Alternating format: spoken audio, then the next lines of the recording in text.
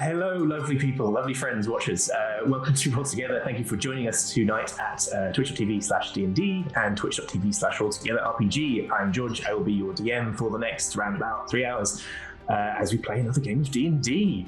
What is D&D? Yes, well, I mean, it's each of the 5 people around me are going to be playing a character in a fantasy world, a character of their own devising with their own personality, quirks, likes, horrifying secrets, possibly, who knows. As we tell the shared story together. I, on the other hand, am the Dungeon Master. I will be playing everything else, all the other people, the scenarios, the events that I'll be describing, the locations they go. I will be conjuring that into existence and describing to the players and presenting them with things to deal with and seeing what they do. The players decide what they want, and we all see what happens. Sometimes that involves rolling dice, usually means rolling a d20, a 20-sided dice. If it's me, it usually involves rolling dice badly. Not logistically, like I know how to roll dice, it's just they don't like being rolled and they hate me for it. Most commonly, low numbers are bad, high numbers are good.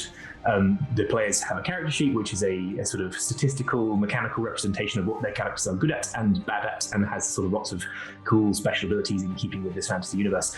They will often take numbers from that sheet and add it to the die roll to get some other number, which is again good or bad depending on how high or low it is. So feel free to commiserate or celebrate accordingly. Usually commiserating when it comes to me, but we'll see what happens. So I'll give the players a chance to introduce themselves. If you could give your name, your pronouns if you'd like, and tell us about your character a little bit, where we're up to, give a bit of background, who they are, what they do, that sort of thing. Starting with Niall, please. Hello, my name is Niall. I use he, him pronouns, and I play Barter 10. She is a mercenary for hire, currently working with this ragtag bunch of heroes to try and adventure new lands in the Deadly Plains called the Hedgemaze. Awesome, I nailed Seamless. that. Oh yeah, and she's really looking forward to it. She's looking forward to getting out of this plane. Maybe we'll find out why. Yes. Yes. Rebecca. Hello, I am Rebecca. I use she, her pronouns. I am playing Veracity Tanner, who, no, you're Tanner, Veracity Tallow. Yes. I know my name. Who also uses she, her pronouns. Let's just move on quickly. Veracity is a gnome, and she is a wildfire druid, which essentially means she is delightfully cheerful as she sets fire to things. She works, lives, hangs out in the Athenaeum and is impossibly excited to be allowed on a full-on grown-up adventure. Fantastic, thank you. Ed. Hello, my name is Ed. I use he, him pronouns, as does my character Bjorka Jordash, who is a dandy without portfolio, I suppose. Is that is the best description I've heard of Bjorka, I think. He is enjoying himself thoroughly, and these new people are all very, very nice and sort of surprising, and he is affected to be back in Baldur's Gate, because this is where all of the bad stuff happened before for him. However, he came out sort of fine. It's just that the family who he is part of had their house burned down, which may have been partly his fault, and so it's quite harsh going back into this particular arena. Fantastic, thank you. G. Hi, I'm G. I use he, him pronouns, and I'm playing 355, who uses they, them pronouns.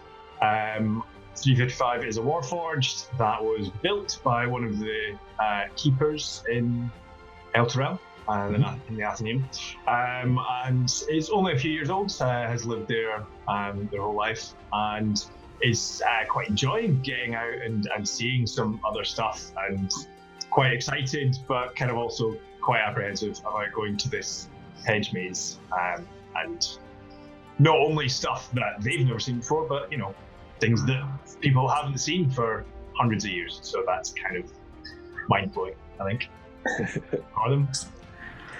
Great, thank you. Natalie. Hi, I am Natalie, or Nat. I use she, her pronouns, as does my character, Valka Heartsong. She is a human barbarian, and she's a lady in her later life She has already lived a life as a farm owner in a little rural village. She's had kids who have now had their own kids. She had a lovely husband who passed away a few years back, and now that her kids are grown up and have taken over the farm, she is off adventuring and having her turn at exploring the world and just kind of being useful where she can be, really. So she's excited to be experiencing new things and to protect her new people that she's found, that she's growing very fond of very quickly. It is certainly one hell of a retirement for Vodka. Yes, definitely. Cool. Well, we'll get to all of that in a minute, but first we have to talk about some of our lovely sponsors and supporters. First up is Hero Forge. Just dive down here. Purveyors of these quite magnificent custom miniatures. This one is Veracity. Let's hold up so you can hopefully see it clearly. You'll see them again, maybe, in the session if we get to the initiative tracker.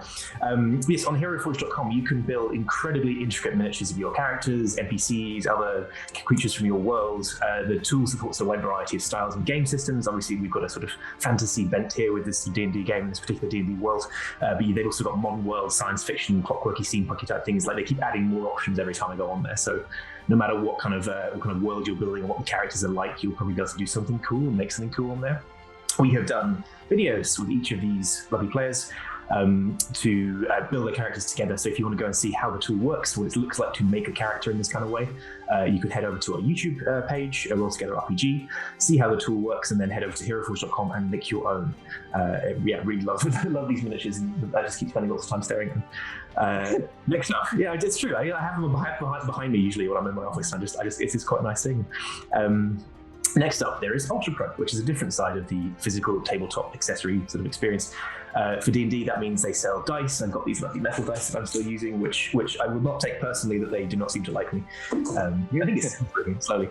But you've also got from Ulturel character sheet wallets, card sleeves if you use condition cards or spell cards or other things like that. Other games, board games, Magic the Gathering, all kinds of other game systems. They've got accessories to help you organize and look after and just generally do cool tabletop stuff. Big fan of all of those. So ultrapro.com for all of those. And we are supported by D&D Beyond. On the left of the screen, you should see an overlay which has all the character sheets for these players, by characters. So you can click on those, you can kind of dive in and see how they work under the hood, that stuff I was talking about before, what their numbers are and what their cool spells and special abilities do. We're also supported by Idle Champions of the Forgotten Realms, which is a licensed D&D strategy management video game. You should be able to see, I think at the bottom of the screen, there'll be a code for this week's chest code. You can also type !code into chat to grab that if you're here for that. Thank you for joining us. We're also supported by Level Up Dice. I have these massive, chonky, deep percentile table shakers, and it is accurate to the extent that I will try not to roll them near my camera, lest I send the whole thing tumbling down. But thank you to Level Up Dice. We are also very happy to be supported by Warriors of Waterdeep, which is an official tactical team-based dungeon adventure mobile game for Dungeons & Dragons. If you enjoy Idle Champions, you'll love Warriors of Waterdeep, and vice versa. For Warriors of Waterdeep this week, we have, I think, still 2 codes for you. You can type !Warriors of Waterdeep to get the link to download the game if you don't already have it, or you can type !WOW gems to give you a link to receive free gems. I think the details are on the bottom of the screen already, or just ask in chat if you're struggling to remember it. We're on social media. I think we're the same everywhere. Roll Together RPG, Facebook, Twitter, Instagram, YouTube, here on Twitch, obviously. We have a Patreon, patreon.com/rolltogetherrpg, where you can join our growing D20 club, get our newsletter, support the show, support the other shows we do, and help us build towards some of the other reward tiers we have planned, including building up a community Discord server and also other cool things, so please check that out. This show and our other shows are all now available as podcasts. They should release a few days after we stream on Twitch. You can just search Roll Together RPG in whatever your preferred podcast grabbing app is and subscribe. Download all of those and just listen to us. It's just listen to us in audio. Sometimes it's more convenient. Sometimes you just don't like seeing our faces, but we don't begrudge you that. Finally, we play with a diverse group of players who play a diverse set of characters with wide-ranging sexual and gender identities. Our tables are transpositive, and we encourage and champion trans players and characters in our games. The DM and players may portray characters that are of a different gender to their own. We aim to avoid misgendering, but acknowledge that it does sometimes happen, and we do have a company policy in place for correcting people on pronouns. If we miss an instance of misgendering, we are going to be corrected, so please let us know in chat, let us know via one of our other channels if you think we missed one of these. And with that, we are finally ready to see another week of what mysteries and adventures await in Seekers of Elturel Buried.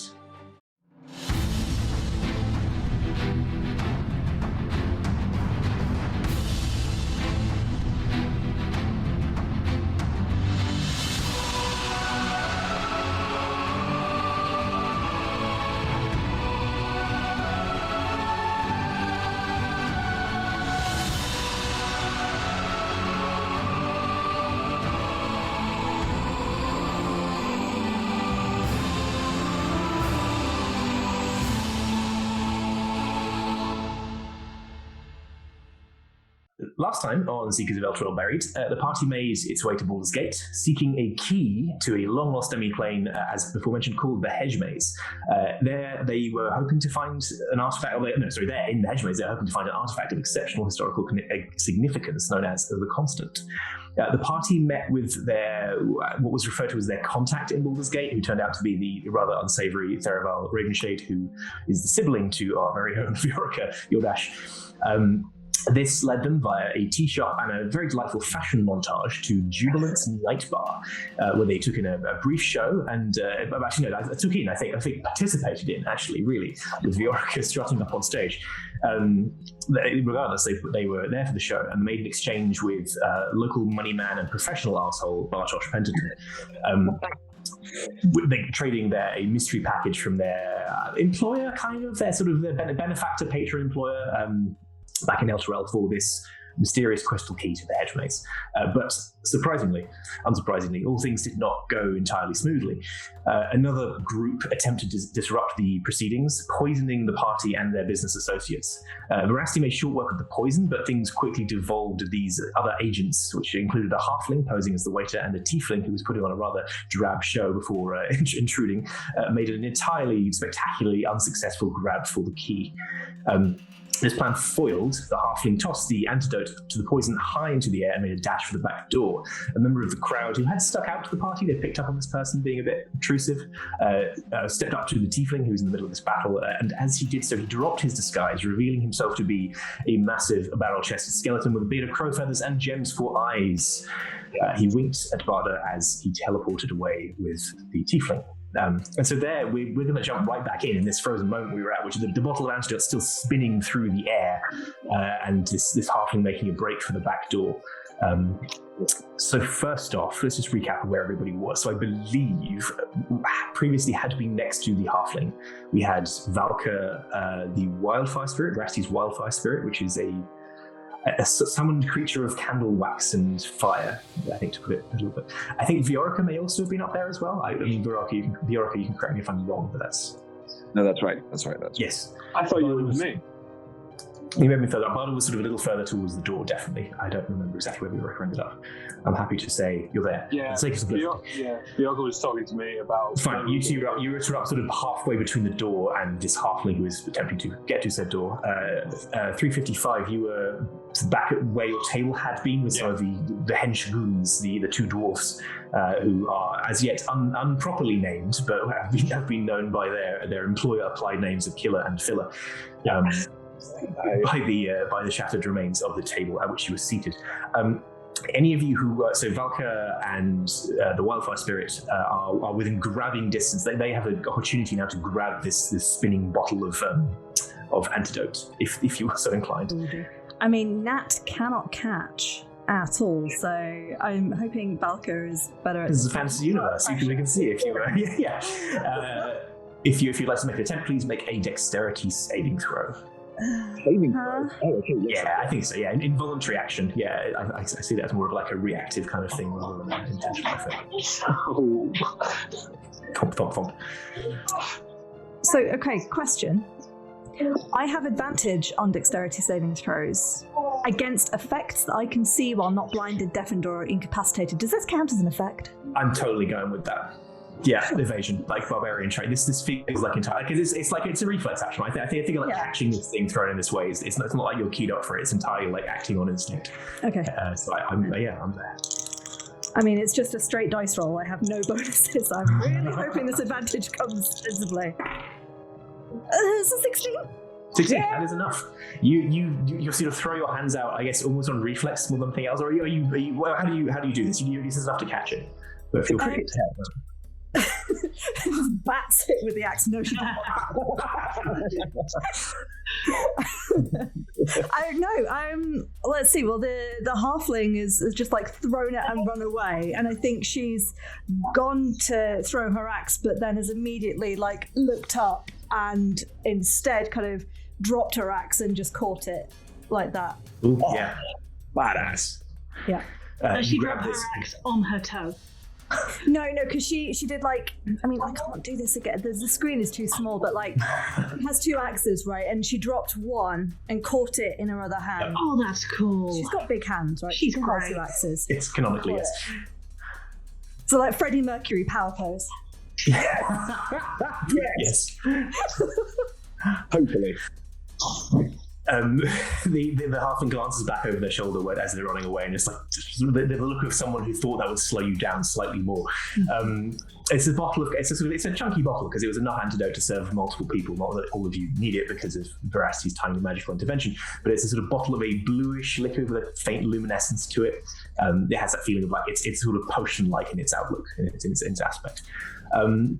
We were in initiative before. I'm not worried about running an initiative now. Everything's kind of happening all at once. I'm going to round the group and see what everyone's doing at this point with everything being in motion as they are. Feel free to ask if you're unclear on where various people are in space. Niall, Barda. I think seeing that Valka's got the antidote sorted, I think Barda's attention's on the little halfling, and she's going to attempt to be in between the door and the halfling and pull out her sword rather than her bow and arrow. She's got Hunter's Mark already on. Oh yeah, no, that's true. Yes, already on the halfling, so she's going to attempt to try and knock it out. Gotcha. Veracity. You're further back, right? I think I missed your full list before. I think you were back by the table with 355.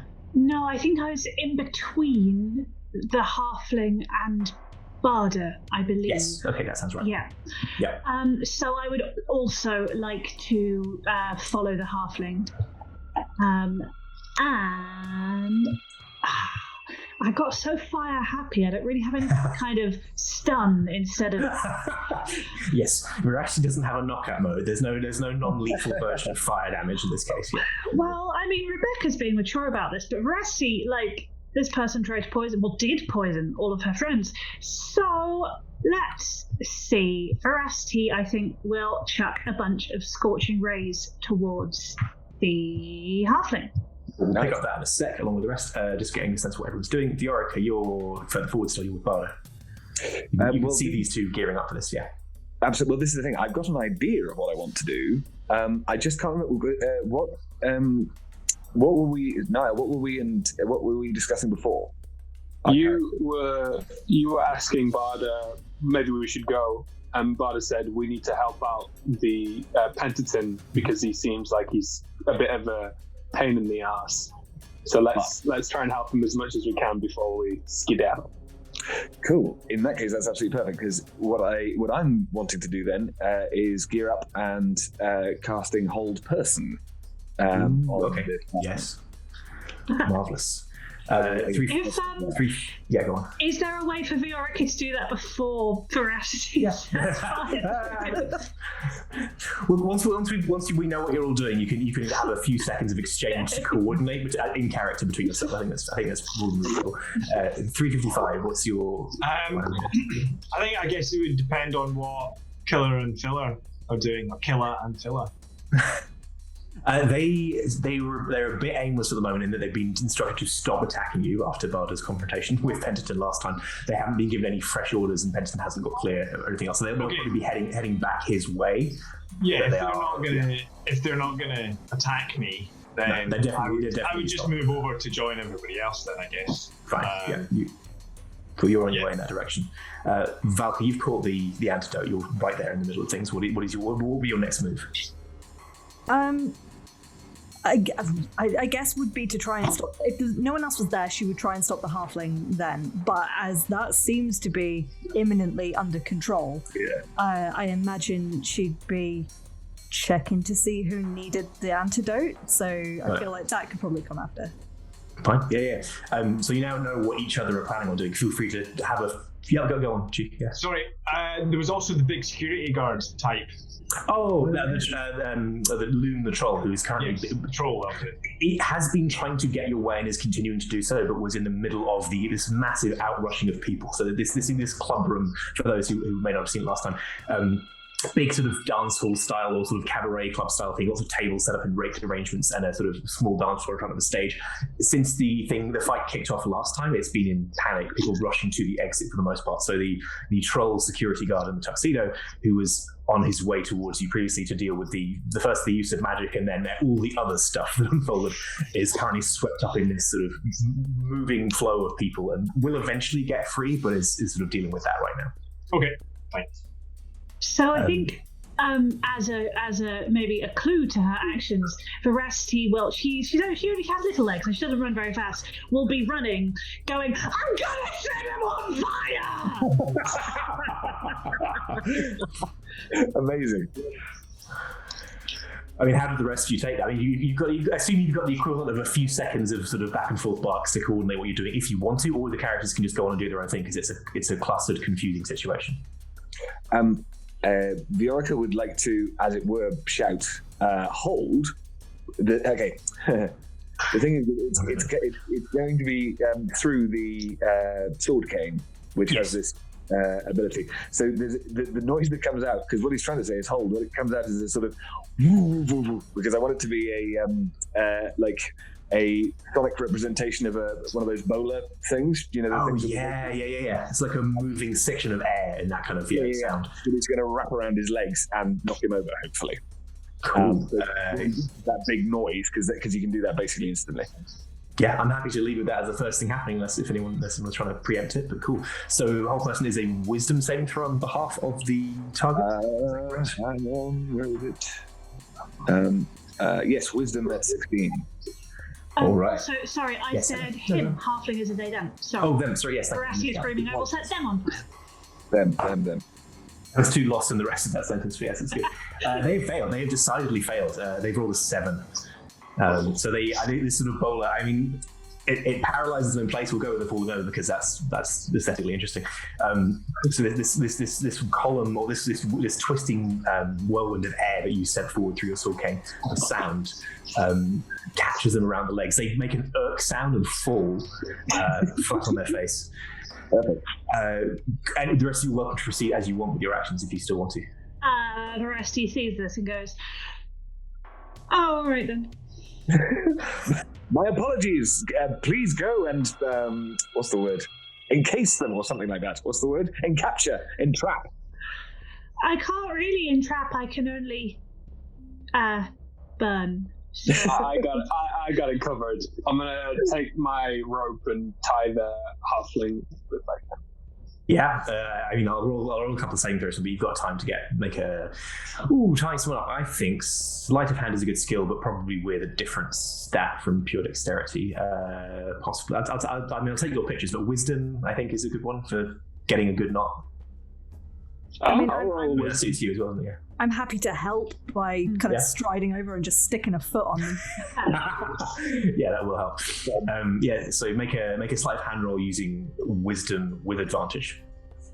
Rest will intimidate by standing there with just produced flame in her hand, looking as terrifying as the 3-foot self can. In their eye line, I think probably if they're on the floor and they're short anyway, they're not gnome short because the halflings are a bit taller, I think. But yeah, there's definitely an intimidation of angle coming in there. So 22. 22, yeah. I mean, make a note of that because that's a pretty solid one. I'm going to just roll a couple of saving throws to see how quickly they break out. Okay, so they'll break out of the whole person pretty quickly because they roll well immediately. But you've got enough time to get it off. So they come as soon as the spell is worn off. They are just writhing and trying to test their bonds a little bit, and they're like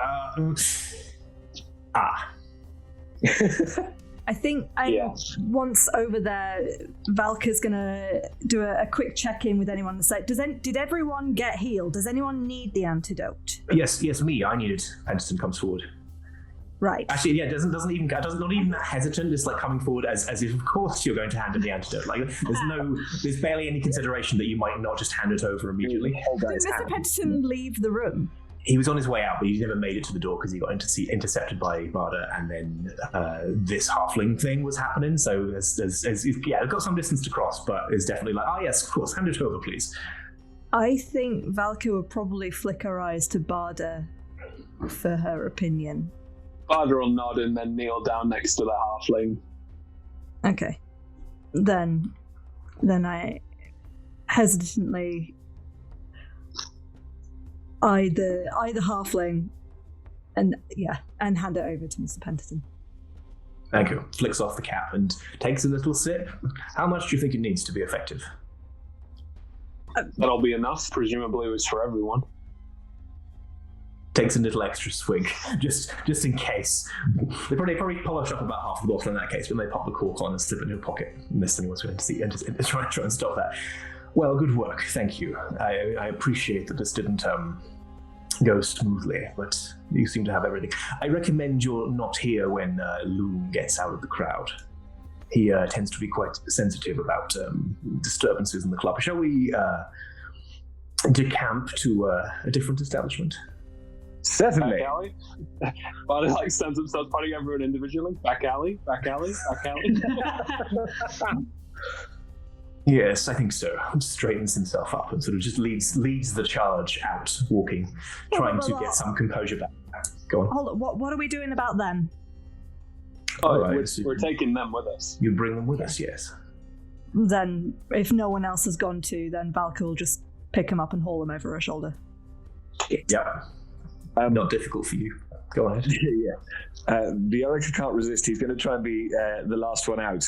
He's going to go over to the door which everyone's leaving through and be the sort of doorman. And then once everybody's got out, thank you very much, ladies and gentlemen. We will be back again sometime soon. Very well. And here, I want a word with you. And she closes the door. It's just the trolleys. You do indeed make it out to the... Yes, go on. Sorry, just definitely wants to make an exit, that's all. Yeah, that was a solid exit. You get clear. You can, so Penton, unless anyone has any objections, will lead you to what he describes as a nearby establishment and turns out to be just a seedy bar which doesn't seem to care if someone's being carried in tied up. You get the impression that he doesn't spend a lot of time here but has connections that, this is not the first time. The room has a sort of subtle sense of like a few people just F off immediately as this whole scene comes through the door. A few others like retreat to booths somewhere, but you definitely got the sense of like you're in a public space, but you've been given the space and the slight sense that people are doing very hard not to look if they stayed in the first place. We sit the halfling in the middle of us all in a booth. So there's literally no way to leave. If this is where we're ending up, Rusty's going to disappear for 30 seconds and come back wearing her normal flame-proof clothes.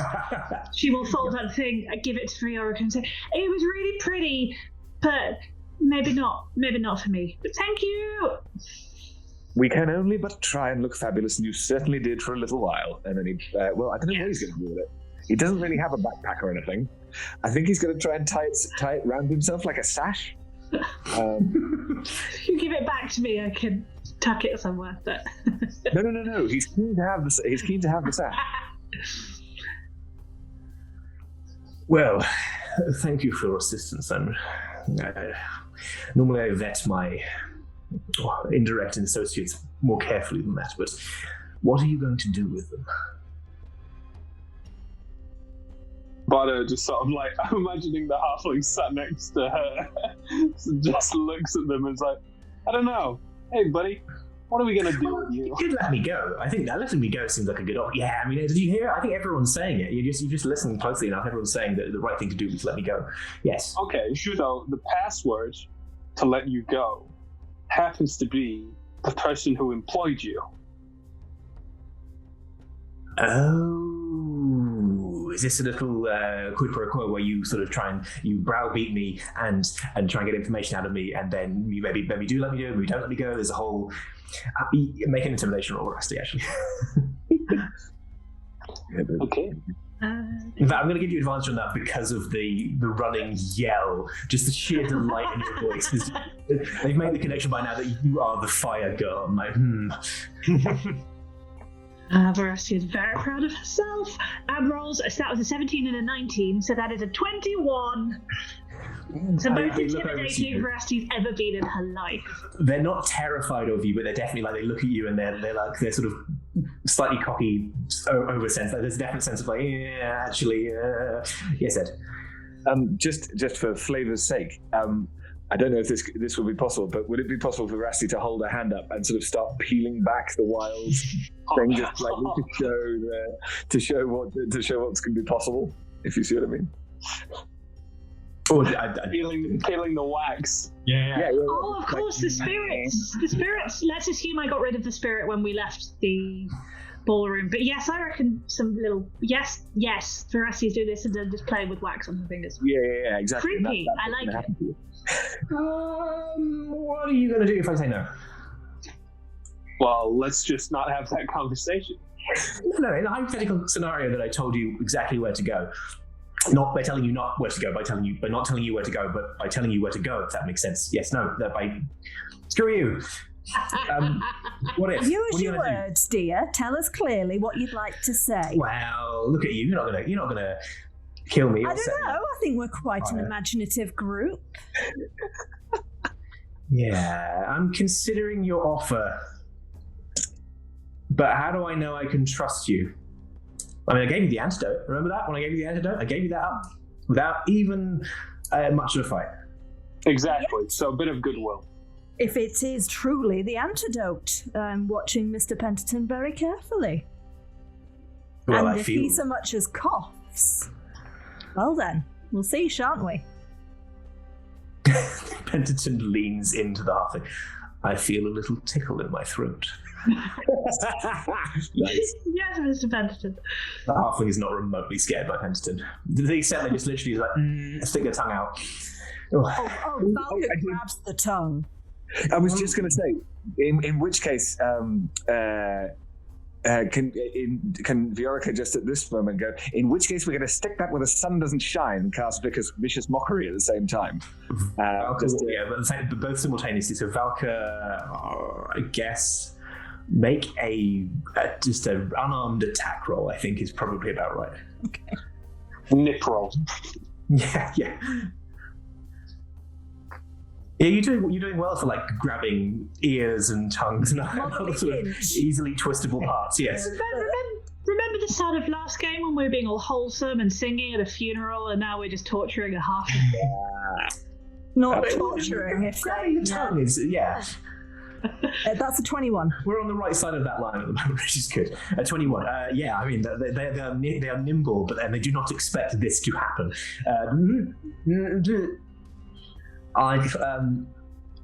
What were we talking about? Are we prepared to have a civil conversation, Sunshine? Prepared to have a conversation? She squeezes the tongue. I can make it moderately polite.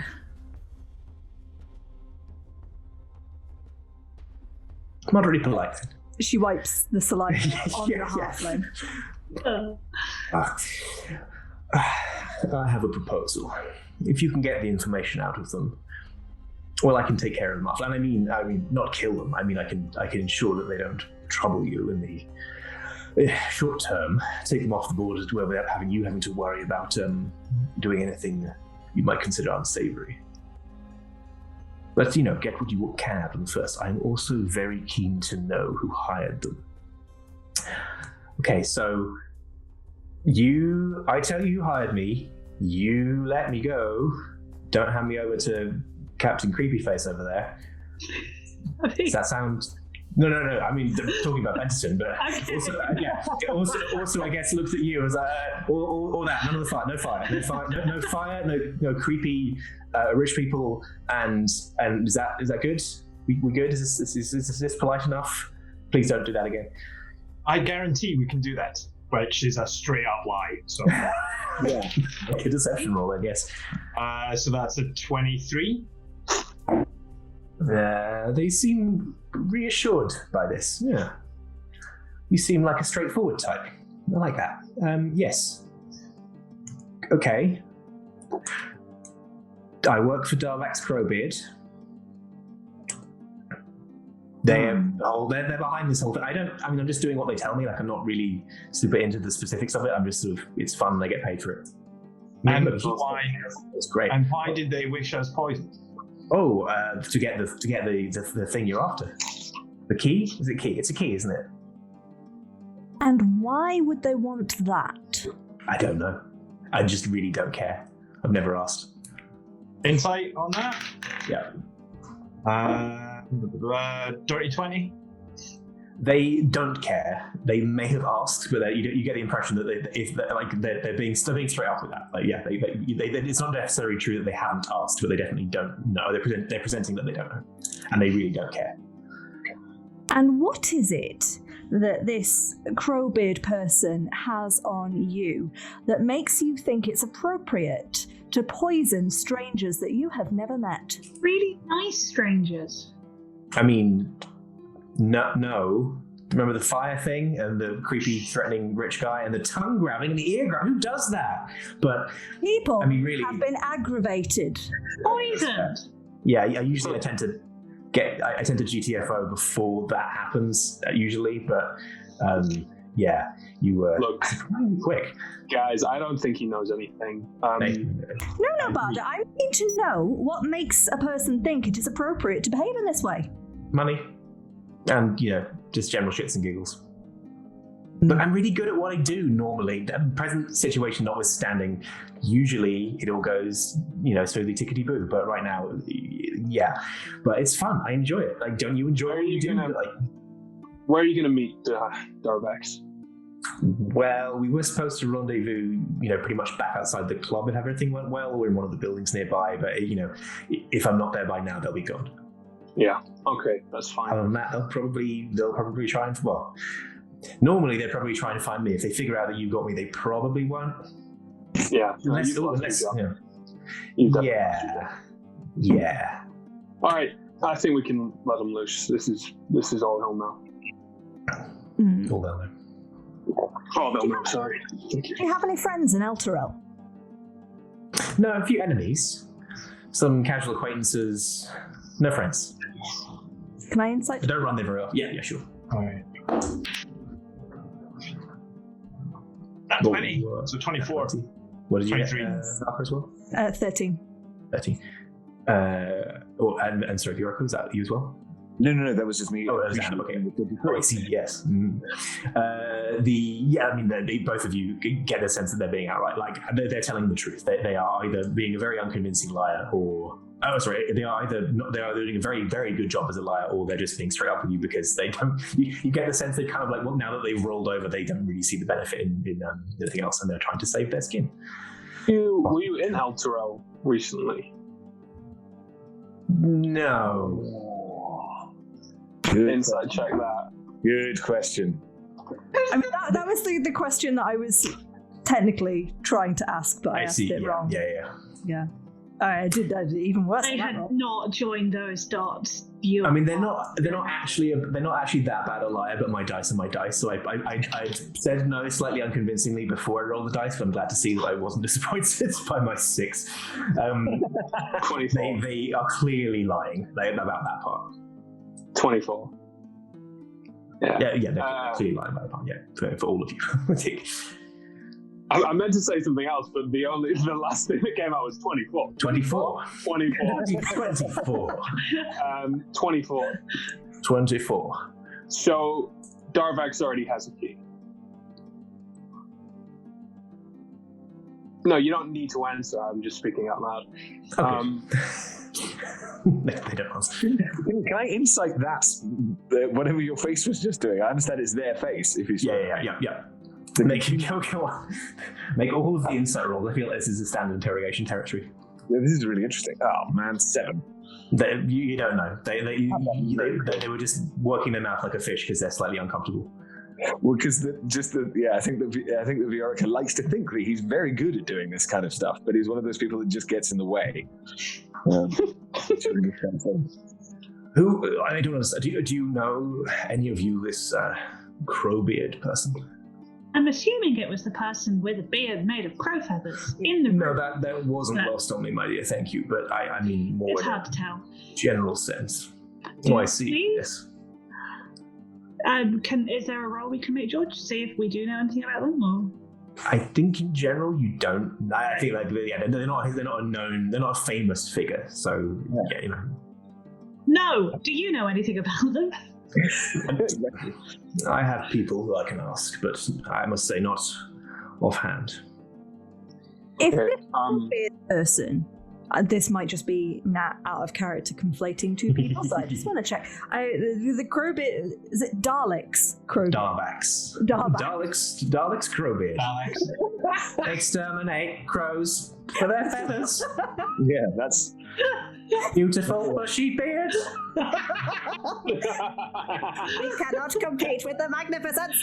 I'd love this if this was some weird offshoot of Dalek society where the most powerful Dalek was the one with the biggest beard of crow feathers. That would be amazing. Now that I've led us astray. Darvax Crowbeard, who we are believing is the skeleton with the gemmy eyes and the crowy beard that disappeared into a portal, is also supposed to have met the halfling in a nearby building. If they assumed that the halfling wasn't fucking everything up, but they know that the halfling fucked everything up because they were right there. Yeah. Possibly make that statement as Valkyr, not as Nat. And in a more Valkyrie way. Yeah, that is they're true. probably just gonna try and... Well, they know that we've got it now. They know that we're going to be heading towards the Hedgemaze ourselves. I think this is more of a race than it is a trying to collect all the keys. We should get going then. I fear you're possibly right. Mr. Penton? Yes. Could you ask all your friends, and I might send you a message this evening, it's nighttime, tomorrow morning, and you could tell us what you know, please. I will see what I can find out. Do you truly seek the Hedgemaze? What? No? I mean, you just mentioned it, but I mean, I'd ask before. I mean, why now? Is it true? Is it real? And sort of given up. Before we get into that, let's get rid of and she like nods towards the halfling. Oh, That's yes. next to them. So am I taking them? You seem to imply that I wasn't. I don't care. You were going to be able to look after them in the non-murdery way, right? Yes, I thought sort of detaining them for a while might serve our ends better. With food and like warmth. Oh, of course. I'm not a monster. That sounds like the best option to me. I would. Hey, that's not what we. Did you get better at telling lies or reading them? It's been a long few days. Since snapped his fingers and the two dwarves come and hoist the halfling. I guess only one of them needs to hoist the halfling, I'll be honest. They'd be early folks. The other one keeps an eye on them from behind and starts dragging them towards the back door of the pub. And then Now, Henterton, you said that you had another offer. From whom? You mean before when we were talking about the other offer? They wanted the key for the antidote. That was really what I meant. Oh. I offered you something. I offered you the chance to give me first crack at anything you brought back. See if I was interested in it. No worries. It was just I genuinely thought that somebody else might have had a third party rather than just. Oh no, no one has been interested in this for some time, and it's only really because the request came from notable, reputable sources. And my operational security is usually such that I'm surprised they found out about the meeting and were able to intercept it in this way. But I will have to look into this. In any case, if you think about my offer, I may have information that could serve you well if you were so inclined. I have another question. How do you know Therabal? No. No, you did. They doesn't paying any recognition. How did... Okay, follow up. How did you know? Who approached you about this meeting? Oh, I have an intermediary who has a go-between who has another intermediary, and it tends to work that way. I rarely involve myself so personally with these matters, but this was an item of special interest, shall we say. Given that it's an item of special interest, I question why there was not a more secure method of conversing. Well, generally, any one of the people in that chain could have double-crossed all of us. I trust my people. I pay them well enough to, but rest assured I will be looking into it and making my displeasure known when I find out who double-crossed me in this way. It does happen from time to time, but I make sure it doesn't happen twice from the same source. It's just how to do business. Well, I think that's business concluded. Good, fantastic. I wish you the very best, and yes, if you do bring back anything interesting, do give me a call. But for now, adieu. Very nice to meet you. He leaves the slightly seedy bar, and there's a general sort of breathing out from the other the other people who sort of go back to taking up slightly more space, but still giving you a wide berth. Just a point of order: who's got the key? I do. Arda. Right. Yeah, I'd like to check. I'd like to go get changed, and then whilst I'm doing that, check what's in the box. Yep. What's in the box? What's in the box? Sorry, you mean you got the key? You didn't take back the other item, did you? No. Fine. Yes. Yes. So you repair to the slightly grimy pub toilet to to change. Switch back to your adventuring clothes, your street clothes. The key is there, or this I say key. It's not a key in form. It is a key in nature. It is a shard of crystal. I think we've described it before. It's sort of purpley, pinky, kind of a broad color spectrum throughout it that has a soft movement to it. Like it's not quite scintillating. It's hard to track. It's hard to see that it is moving. But if you stare at it for any length of time, it's like a very, very slow lava lamp. There is a gentle movement of the color gradient inside. It's not very big. It's less than a foot. It's sort of broadly. It's got a sort of spike shape to it, like it's tapered, like a nail but larger.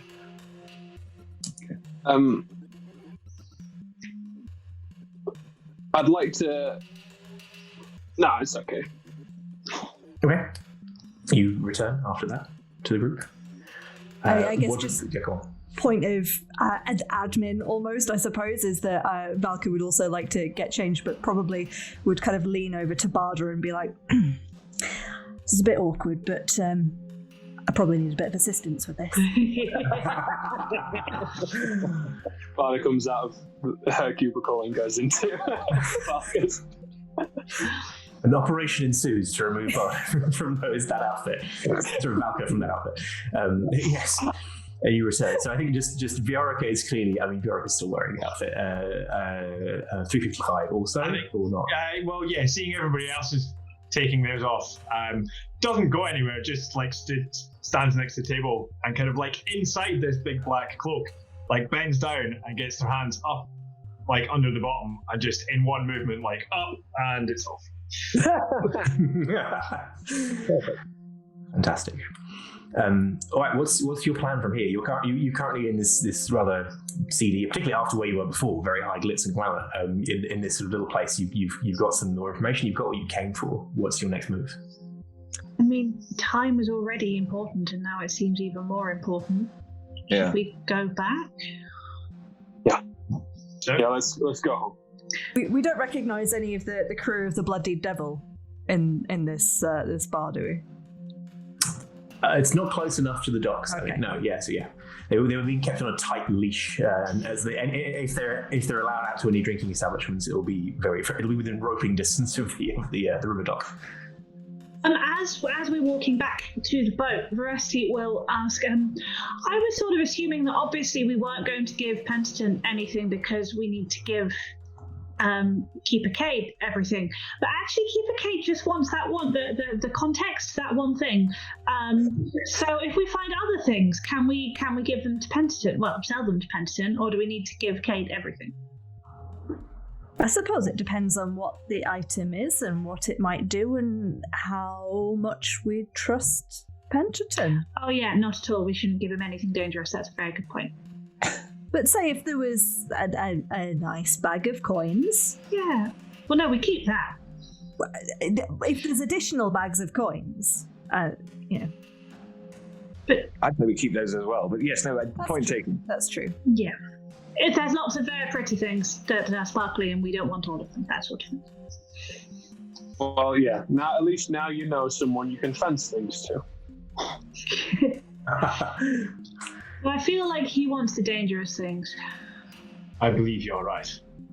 Yeah, but we could give him a pebble and tell him it's a world engine that's going to destroy everything if he presses it in a certain way under the moon.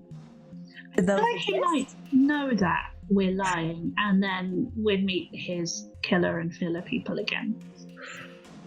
I think we could take them on. I don't. No, not sure at all. We just did. Let's just hope he never presses it. All this while we're walking through us. Yeah, I think wouldn't waste time. Wending your way back to the river dock. Cool, you make your way there. The ship is waiting for you as promised. Like you disembarked the previous, well, I guess this morning. Like you've been in town essentially a day into the night. Like it is late enough now that the streets are relatively quiet. There's definitely the sense of like it's a busy city, so there'll always be people around. And because it's Baldur's Gate as well, there is that sense of like there is a certain amount of background skulking going on. You get the sense of people watching you at various points, but it's always passing and transitory, like passing through different areas. And you come back to the dock where the Bloody Devil, the ship, awaits you. There's clearly a crew member on watch for you because the gangplank goes straight out. And what was clearly a runner goes, presumably to the nearest drinking establishments to recover any of the crew members who are currently off. There's a decent number still on deck, and they clearly have been ready to go. Yes, Ed. Viorka would like to do, as soon as he gets onto the boat, he'd like to go back up to where he sung the lament from. Not necessarily to sing a lament again, but he doesn't know when he's going to be coming back to the city, and he wants to have a look at it at night again. I would like to make a perception roll. It's not specifically for anything, but what he wants to do is try and see if there's anything, if he recognizes anything as being specifically different from the last time when he came here, if you see what I mean. Just a sort of general citywide scan, I suppose. Yeah, absolutely. Make a perception roll. Ooh, 19. Amazing. It's pretty good. Yeah, it's a different from. Have you spent a lot of time in this city up high at night? I suppose you have because you had to do that for. Really cool. It's one of those cities. Yeah, it's true. Yeah, it's one of those cities that there is always an element of change. Like there's the element of churn, changing, like building, like things change hands. There's kind of an intangible sense of that in some ways. Like different buildings are lit than you would expect in some way, because there's definitely, as much as it changes and what's lit at different times of night will vary. There are definitely ones that are mainstays, like the all-night eateries, the places of worship, the places that tend to just have a night presence. Those. You can only really tell by this whether they're on or not. You can kind of get the sense of, that was always on. What's happened there? There's more overt stuff, like there have been literal buildings that have been demolished and rebuilt. Not many, but there is enough. And obviously, with the fire and everything, you can spot a few places where there has been change that you can pin down. But broadly, while there has been physical change, the city is still the city. It is not. Its character is not changed as far as you can interpret it from up here. Cool. That's what I need to know. Thank you. If it's okay, Rusty will notice this, and when Viorka comes down, we'll go, where did your house used to be? Oh, wow. Because Viorka is the diva that he is, there's a he sort of slightly gets taken back and almost wipes away a tear, but it's all a bit of show, and he goes, well, come with me. And I think we both got to go back up to the thing, and he can, because everything, the patriarchs are all on the hill, aren't they, is the idea, and that would be up from the docks. I don't know whether there would be an actual gap in the skyline. Let's go with it. Exactly, but it's the thing of where you can see those stars. When my house was standing, you would never have been able to see them. It was one of those big ones. Yeah. Was it pretty?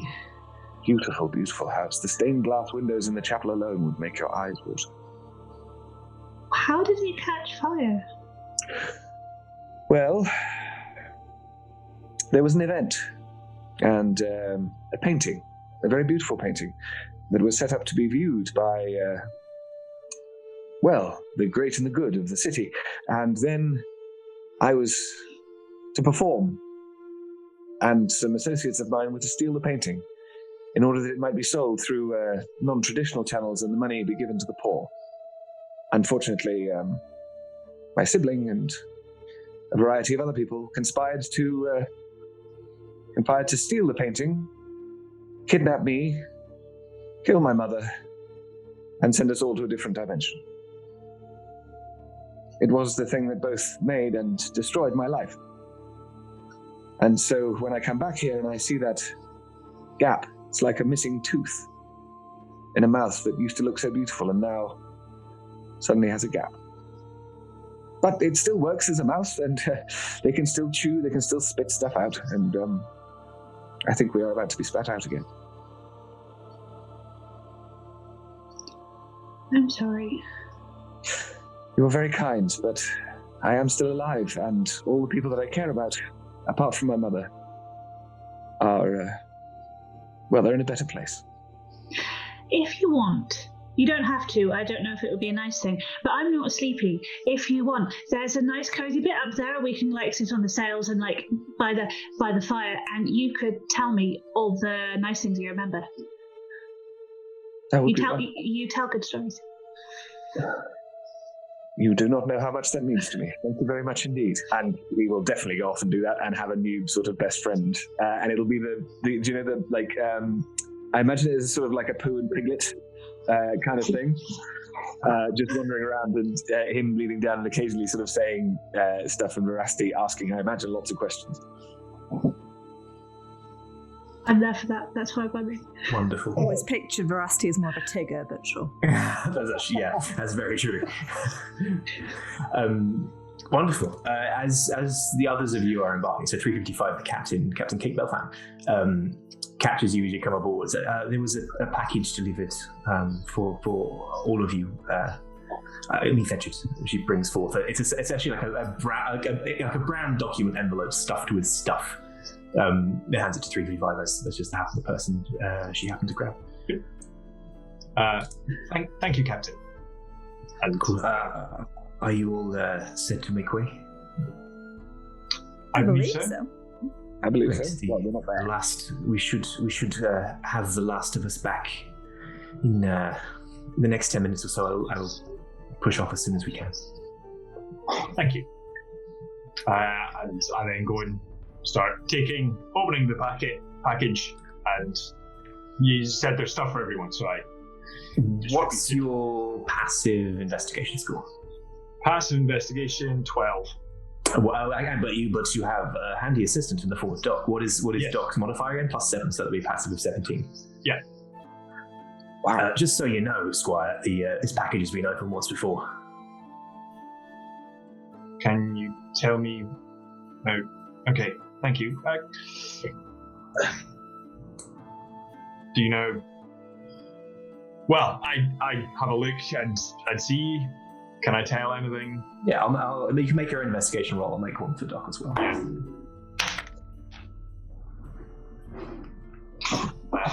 Mine is a 21. Oh yeah, yours is better. It's clearly been... It's hard to pinpoint exactly, but it's the equivalent of one of those sticky adhesive envelopes, and it's been opened and resealed. Quite not with excessive care to make it look sealed shut, but it's definitely been done. So you can't place the time or anything more than that really. But it's definitely someone's opened this prior to it being handed to you just now. Okay. I turn to the captain. Excuse me, sorry, Captain. How was this delivered to the ship? Do you know? Oh, a runner came. Yes, a runner came and was asking around for the ship by name. Eventually, made the way here. Did you get the runner's name? No. What did they look like? Short for an elf woman, courier garb. Like any standard courier, we didn't really look into it further than that. And did they request our party specifically for this package? No, they seem to be bringing it to the ship, but they did say it was for the group that I was to be conveying. I see. Was anyone expecting a parcel or a gift, or has anyone ordered anything? No? I hope it's a puppy. Doc, can you tell me if there's anything magical about this in this package? Scanning now. Nah, it seems mundane to me, Squire.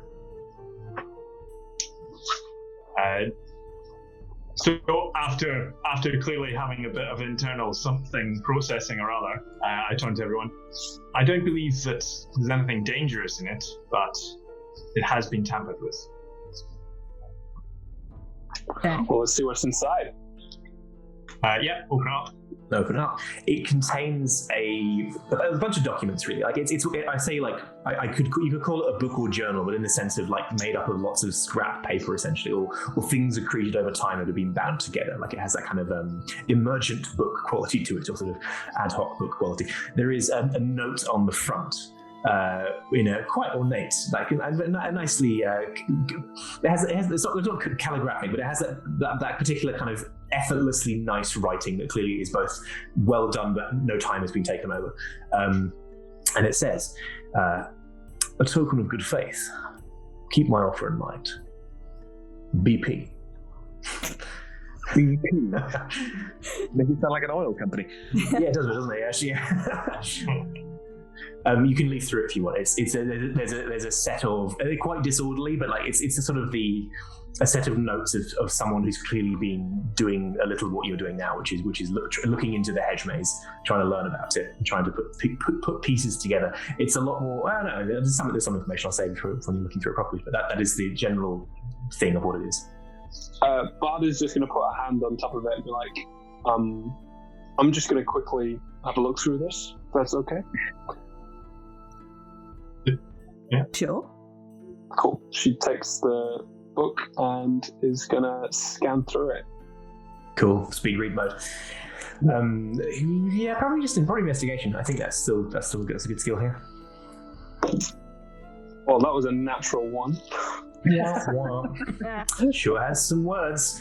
I think you probably you're so focused on trying to get a quick read of what this is, and it is a text that is antithetical to that because it is a collection of someone's observations put together at different times. It's not edited. So you're trying to get a sense of the character of the book, and you completely fail to do so in this short span of time.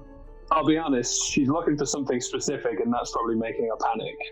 So fair enough. Yeah. If information-wise, she's just not getting anything. Yeah, she's just looking for the section on Darvax. Oh, nothing in here on that. Yeah. Okay, then it's very much focused on the place, the plane, the process of access. Yeah. So she hands the book back to 355 and is like, "That is way too much information. You can have that." Thank you. I believe it will require some amount of study. Not to worry though. I don't require sleep like all the rest of you, so it will give me something to do. Grand. She seems like relieved as well. I mean, as apart from the obviously the attack that happened on our journey here, if I'd learned one thing, it's that if you're a passenger, you're supposed to relax. Is there nothing else you'd rather do to relax? This all seems much like more work for you, my dear. Not at all. I can read on the deck and enjoy the scenery. I suppose. Fair enough. Well, rather you than me. That does seem a lot of words. I like words. Oh. What's your favourite one? I don't know if I could choose a favourite. Clearly, oh my god, I could have a favourite word. I'm quite liking Athenaeum at the moment, because it sounds quite posh, don't you think? I suppose it is very, just quite grand. I suppose it might be different for you having grown up there, I suppose, is appropriate. I wouldn't say I've grown up. I've learned a lot there, and it's my home. So I suppose I feel differently about it than some people might. Quite. Discombobulate. That's my favorite word. That is an excellent word. I like toddle. Oh, that one's fun. It's a good word. Potato. That's just in 355s here. I like potato. I like the shape of it. Thank you, Doc. The word potato does have a good shape. That's what I'm here for. Think about it. But as this is happening, the last of the crew have been scraped off the floor of the local taverns and have made their way across. I think they were having got to this time of night while they were on call. They were clearly they thought they could get away with a few hours out and drinking. So the few of them are somewhat worse for wear. There's clearly been a sober member sent to round them up, and someone sort of hauling them across the gangplank fairly carefully to stop them going off the sides. That gets pulled in. The ship gets cast off and starts to navigate its way out of the river harbour in Baldur's Gate and back onto Keonthar. What do you want, Keonthar? The Keonthar River down from Baldur's Gate to Elturel, and you are away. Anything particular any of you want to do? You've got some hours to kill because, as evidence, the journey should be slightly faster this way round. Can we take a long rest? Oh, I don't know. Maybe. Yes, you can take a long rest. Is the answer. You can take a long rest. While you are doing that, you can feel free to let me know how you want to spend your time. Is there anything particular, or if you just want to rest and recuperate as you're making this journey? It's the middle of the night this time, and as you're pulling away from Baldur's Gate, I mean, Viorica, you saw the city lit up, but there's definitely a different kind of spectacle this time. It's a lot quieter than when you approached in the early morning bustle. But it has that sort of silent, looming presence of this very well-lit city at night as it slowly fades into the distance. The only thing that Viorica wants to do, I think, is be at the masthead for dawn again, and unless he's told otherwise, he's going to sing another sort of greeting to it. Yeah, I mean, no one on the crew had any objections last time. Whether the ones who've been drinking may this time, but we'll see. Anyone else particular? So 355. Are you going to take that? Yeah, I'm going to set up on the deck and read through. Okay. Make an investigation roll. This one. I'm happy to. I'll make one for Doc as well because that's not a good roll. Right. Mine's not good either. Mine is a 6. Oh, okay, no, it's better than that. The dice roll wasn't great, but Duck has a good bonus, so it's a 15 total, which is enough to make some headway here. You get the sense that this thing could benefit from a lot more time and study, but it's a set of loosely collected information by someone who was clearly a bit obsessive about this subject some time ago. You get the impression it's not recently assembled. It synthesizes some of the actual scholarship you've read on the Hedgemaze or Demiplanes in general, and a lot of the stuff that's never made it into the scholarship because it's too much bullshit. Like there's definitely like this is someone who's been very enthusiastic and interested, but hasn't necessarily had the discernment to pick through obvious fabulation from things that are plausible or supported by different accounts of people who have supposedly been there, or these long historical things there. You can yield some information from it, which either confirms things you'd seen but weren't sure about, or is new information to you. One of which is that the Hedgemaze was once the domain, or was a contested domain, of two powerful archfey. This is something that you picked up peripherally a few times, but like most of the scholars don't take that matter very seriously. But there's enough in here for pulling from different sources of myth. It actually makes a credible case for it, which pushes you more in that direction of thinking that could be real information. Yes, Ed. An archfey? Is that like an old elf god? That's not a bad word. I mean, so the Fae are, I guess, Fairies would be a diminutive way of putting it, but they are these sort of the creatures of fairy, which is both the literal like little pixies to like terrifying ancient gods of ancient, I guess gods or paragods, like things that are godlike in their aspect. With particular portfolios, the Queen of Air and Darkness and all the rest. So an archfey is a particularly powerful. I mean, you can think of this like there's probably more information, for example, in Elturel in recent times of the archdevils and archdemons. Like that's an equivalent role but in a different sphere. Like you have, the hundreds upon thousands of different run-of-the-mill devils and demons who are generally horrible and awful things.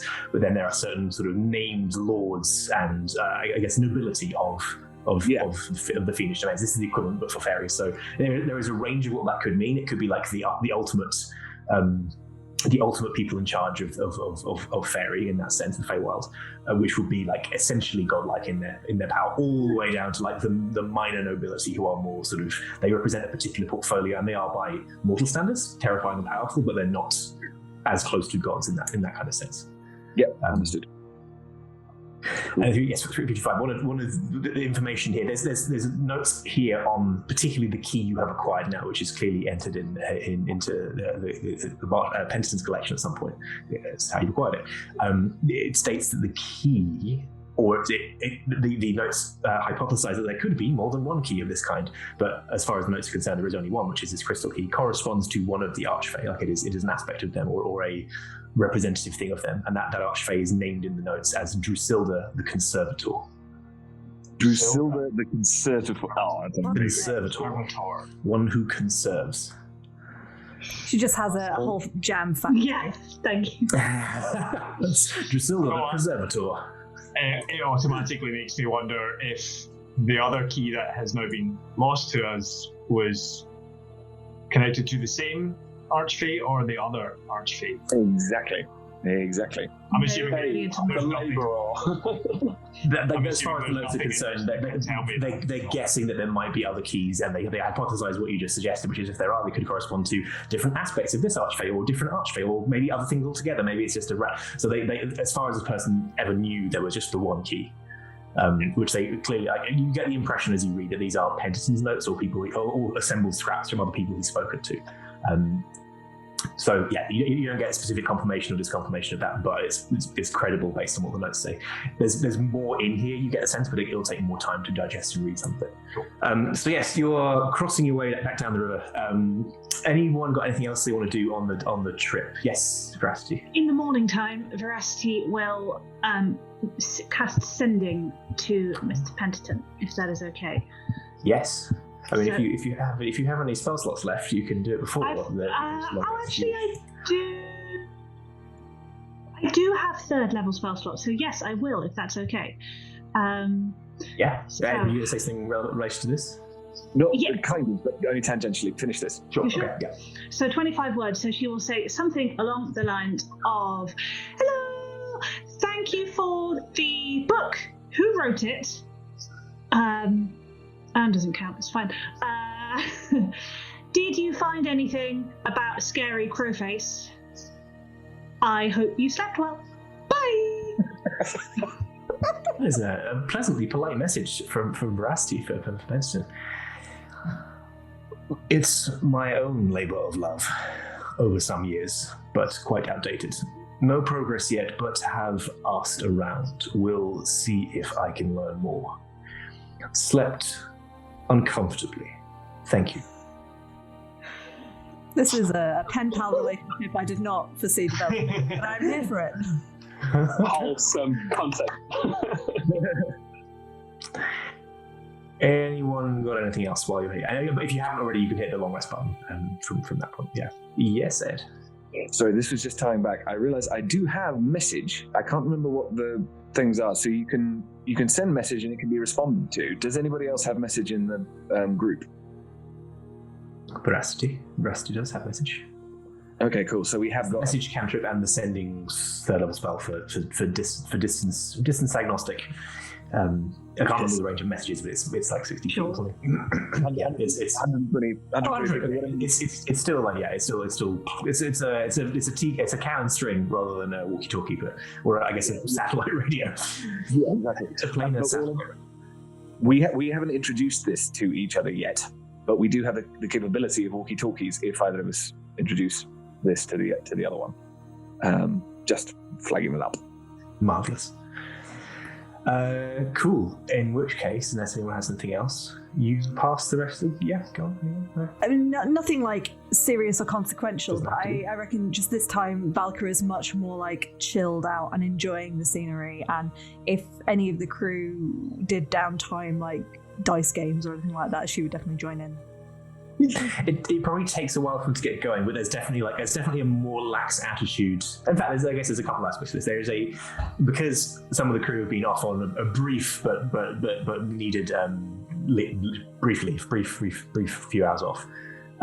There's a bit more relaxed. They're not in as much hurry to do things, and those who stay on the ship are a bit like grumbling because they're picking up the slack. But also, when the ship gets going, it's not that not that intensive. You notice that the captain is a little nervous, presumably because of what happened last time, and now you're traveling in the night again, and half the crew are not particularly well disposed. But so far, nothing has happened. But yes, if you are sniffing around, there will be a. What would they play? They probably would play dice, I guess. Yeah, I think dice is a good. Is a good one. You're welcome to join in. They have this local game where they have a set of 7 dice, and then they tell this like fantasy role-playing game where they roll these dice. It's really interesting. Some of them are actors, some of them are office workers, and They have these weird squares that they talk into, and they're not together. They imagine that they're actors living in a strange plague-stricken world. Just one other human contact. I will be playing Jeff, a level 15 office clerk. I'm playing Dom, a level 2 handsome man. I like that as a class. That's good. Yeah, cool. You find. Yeah, would Valka wager? Is Valka much of a game player as well? What's a war? What does Valka like when it comes to playing games? I think she'd be very jovial in terms of she'd be up for placing small wagers and wouldn't care so much if she lost a lot of money because she would never put. Like, she's definitely, I'm in it for the laughs. I know my limit. Like, sensible. I'll play a couple of turns and see how it goes, but I'm not like there to win. If it happens. Sure. Fantastic. And she's probably annoyed quite a lot of people by being so casual about it in the past and then fluking a win. Yeah. There's probably one person in this dice game who takes it super seriously, and everyone else is pretty much just there because it's a ridiculous game of chance. There's like, yeah, this is fine. There's one person who's like being a bit intense about it. Just roll a d20 for me. Oh, that's a 9. Yeah, you're down a little bit. Yeah, it's if you have a good time. They're in good spirits. They're jovial. There's still a little bit of a sense of that, I guess, post-adrenaline high of the battle of the previous night, and that we got through that kind of feel. And then they're just enjoying a bit of a less stressful moment. So yeah, you have fun, but you don't particularly win or lose very much on average. Yeah. Nice. The rest of the night passes without incident, and as established, dawn will probably come a few hours before you hit Elturel again. So Europa, you said you wanted to be at the prow, or are you going to be in the top? Crow's Nest. And Veracity, was it? Someone was doing something at the same time. Maybe not. Maybe I made that up in my head. I did sending, but that's all. Oh, that was what it. Yeah, that was tying it to that. So yes. So Europa, you bring in the dawn and sing your lament. No, is it a lament this time? Is it always a lament, or is it? No, it's more a greeting to Lathander. It's like the it's as it were like the mass of the thing because being the thing of the dawn, I think a priest would actually do a whole full thing, but Lathander knows enough to sort of send a greeting out to his god, and he's also, I think he's met Lathander 3 or 4 times. So it's kind of hey bud. Without how's it going? Without expecting a reply, but it's just one of the things that we know. It's a devotional thing, yeah. I mean, just as a little like the previous time that Viorica did it, I think obviously it was stuff had happened, right? So people were focused and a bit dazed on that. But I think this time Valka definitely would have given an enthusiastic round of applause at the end, whether Viorica was expecting it or not. Oh no, this is such a bad idea. Okay, because sorry, it came into my head and I thought that's definitely what you try and do. Do you know there's the mainstays that come down from the top of the. Yeah, that's what's going to happen. I think he might lose a glove because he's going to try and do the thing of. Because he'll be wearing like a cloak because it's going to be on top and cold. If he gets the round of applause, he's then going to try and grab hold of one of the stays and slide down it. This is going to need to be a test, and I feel like it may burn. Probably, I think acrobatics, unless you have a convincing case for a different skill on that. Acrobatics is entirely right. Fiorica would like to persuade the ropes. That's a total of 10. Oh, I think that's.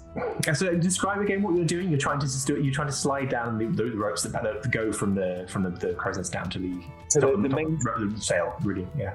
Yeah. So the mainstay is the rope that basically holds up the mast. Is the idea, and what he wants to do, because applause does bad things to him.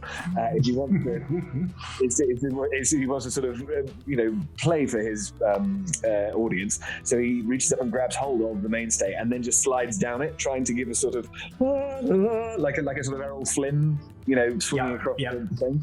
So he's trying to do that, and he's going to try and slide down with one hand, but he doesn't really know what he's doing. He's just got a 10. Yeah, I think a 10 is enough that you don't do anything so bad that you wildly inconvenience yourself or fall off, but you do it with none of the grace that you want, and you probably abrade your glove. You probably throws off your singing as well. Like it is a spectacle, but it is probably not spectacular. I think that's probably it. Yeah. What I'd really like is the thing of he lets down and he tries to sort of descend with a note as well, so he sort of goes His hand really hurts. Glissando, no. Glissando. There we go. That goes from like, well done. Oh no, there's no need to. Oh, Viorica, is that real? Oh, well, that was that, wasn't it? Exactly. That's just what happened. Yeah, these sailors look busy at this point. They have been enjoying this, and they're like, just give him some space. Give him some space. A short while after you cross, you can see Elturel again. For many of you, this is all parts of it at home. Others, you've been here once or twice. You've come here a few times, but it's definitely it's a welcome sight. I think again. The crew, sailors, and captain guide the ship back through the river gate. And to the river dock here is much like the Baldur's Gate is kind of the secondary dock because there's a lot of sea trade happening there. But here it is the main deal. They navigate to a berth, and you notice the same one that's been kept free from last time, which may be coincidence or maybe some particular preparation or treatment on behalf of the harbour master. And they haul in with a satisfying thunk, and throw out the game plan for you to return. And we'll find out what you return to after a short break. We're going to take a short break. We'll see you folks in 5:10. Yeah, sounds good. Thanks, folks. See you in a minute. Bye. Bye.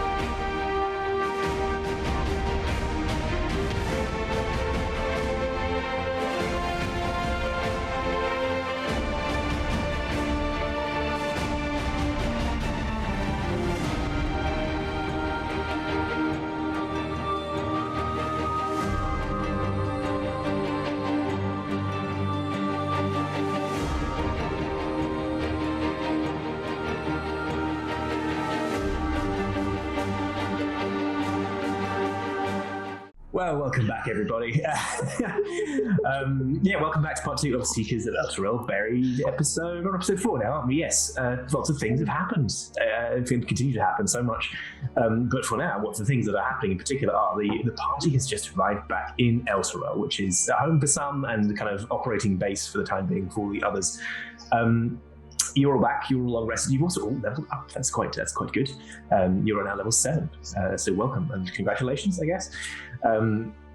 What do you do upon your return? I mean, you have no strict instructions as to what you were to do when you came back, but you do have an item to deliver. It doesn't necessarily need to be all of you. You can start doing other things, but if you want to repair to Keeper Cade's office, at least in part, in the whole, yes, no? I'll be going straight there. Fine. Cool. Verity would like to go too, to prove that she didn't screw something up. It's very important. Cool, excellent. Everyone heads there. So yes, so for those who didn't see it in the first few sessions, this is in the Winterglass collection, which is part of the. I'm going to see if I can remember the name off the top of my head now. The Elturel Academy Athenaeum, the Elturel Athenaeum and Academy Arcane. There we go. Also known as the Athenaeum, which is essentially magical university. The Winterglass collection is kind of a composite museum / someone's like private research project that they keep away from all the students, which is Keeper Cade to a T. A big sort of storage vault room warehouse thing underneath where things have happened so far.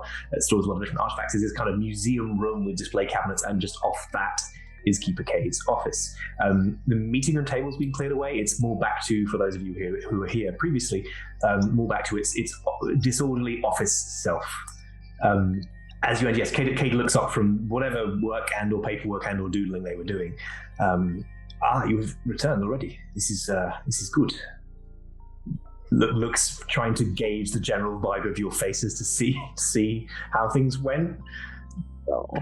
I'm taking it from Veracity's expression that you succeeded in your task. As far as we can goes into the back, pops it on the table. And Viorica is just going to try and be a bit sort of wordy about it. As far as we can tell, we achieved everything that you wished for. Is this what you're looking for? Just as the thing gets clicked down onto the desk by Varda. They don't reach out to. Are you putting down the object, or it wrapped up in cloth, or I mean, it was in a little bag, wasn't it? And then within the box that you transport things over. Are you putting the thing down, or are you putting the wrapped?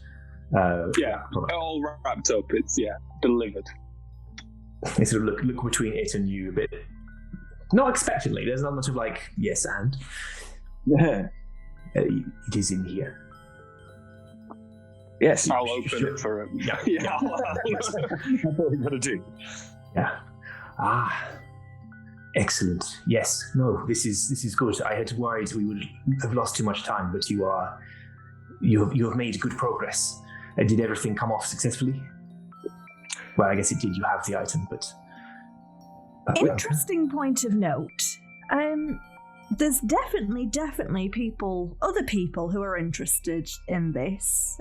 We had an altercation with a little halfling.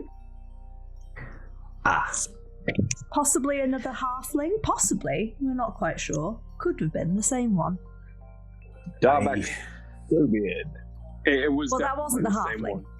No, that's true, but I just want to say the name to sort of bring it out. Viorica looks like, yes, I am participating. Yes. Yes, I had.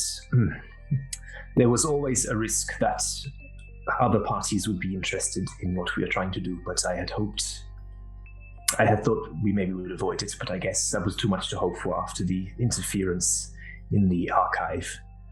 Did you deal with the problem? Were they? It's not that simple. Vex has the other key, and he also seemed to be after this one. It's possible that he's let it go.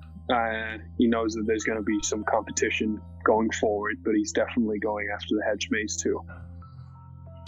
Yes, I think that is a reasonable conclusion. According to Torsten, only one key is required, so I would surmise that if these people were going after the other key as well, it was to thwart the competition rather than out of it.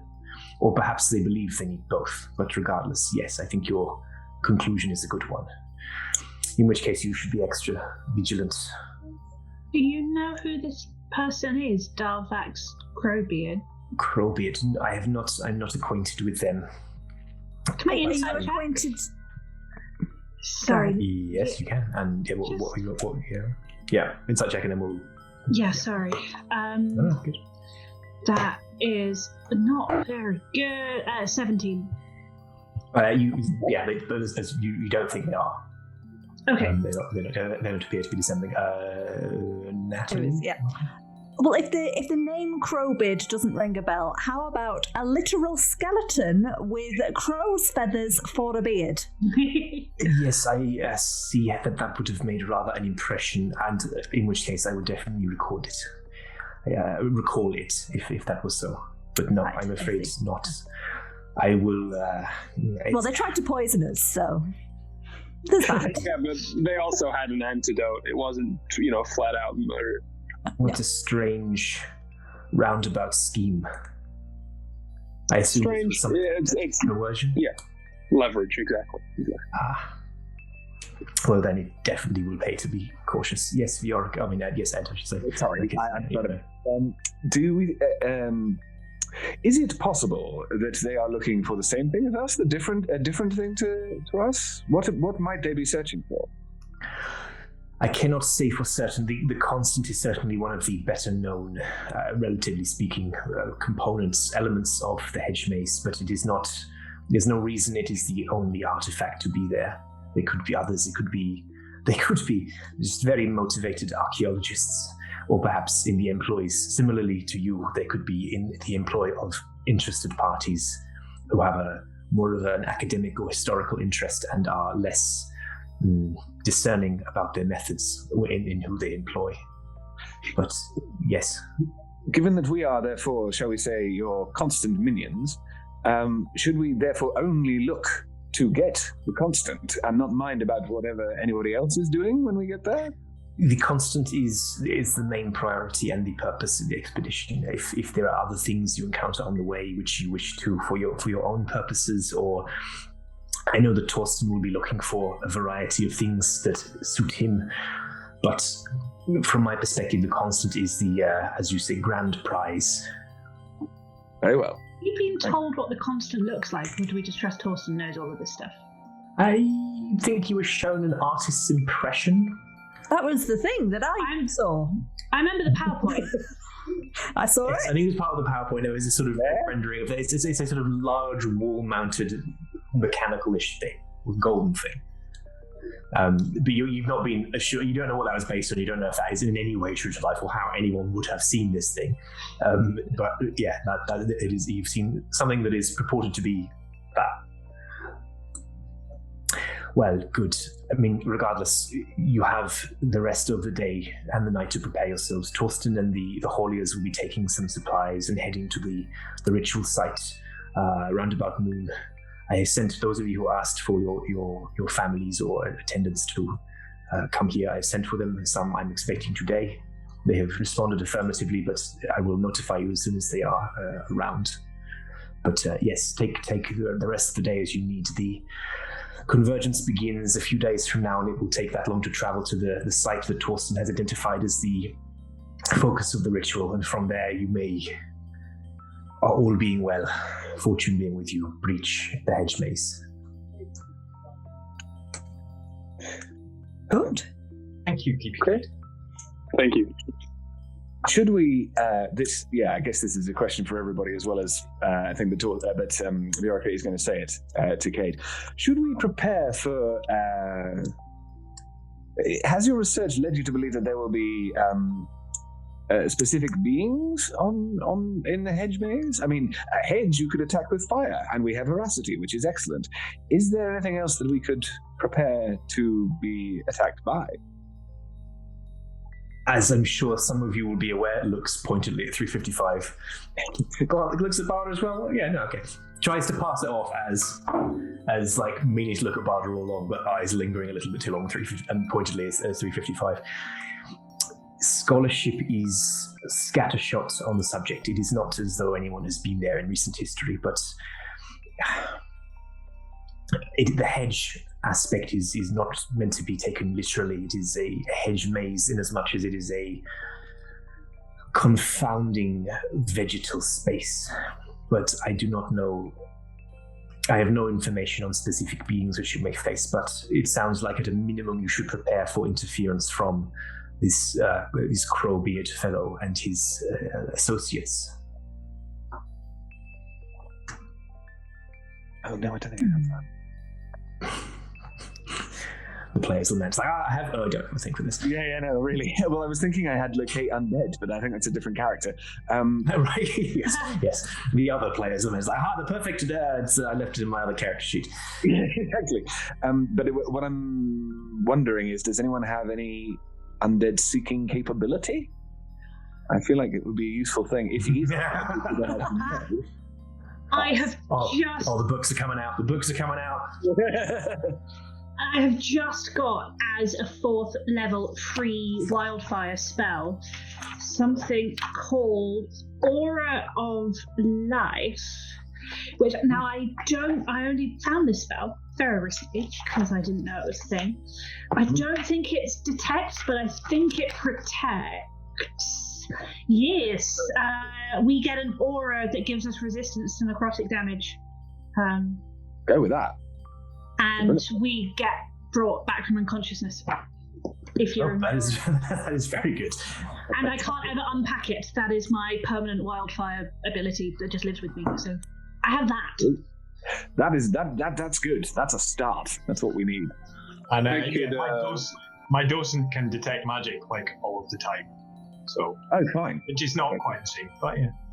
No, but as long as we're not going to get too surprised, what I'm nervous about is, given that we've seen this guy and we captured his minion, who might well have stolen the key from the Athenaeum, he's going to try and get back to us, and I feel like we should at least have something so that it's not that much of a surprise. I can find him if I wanted to, but he won't come. He won't come first. Again, it's probably just going to be a straight race if we're both coming for the constant. Okay. Probably. If that's what the plan is to, as I say, Torsten and the Holiers will take what equipment is needed ahead as they will be moving more slowly. The plan is to establish the ritual site, and when you breach the Hedgemaze, to set up a base camp on the far side to ensure you are adequately supplied while you are there. Should anything go wrong, there will be ample contingency supplies, but I strongly advise you do not get trapped.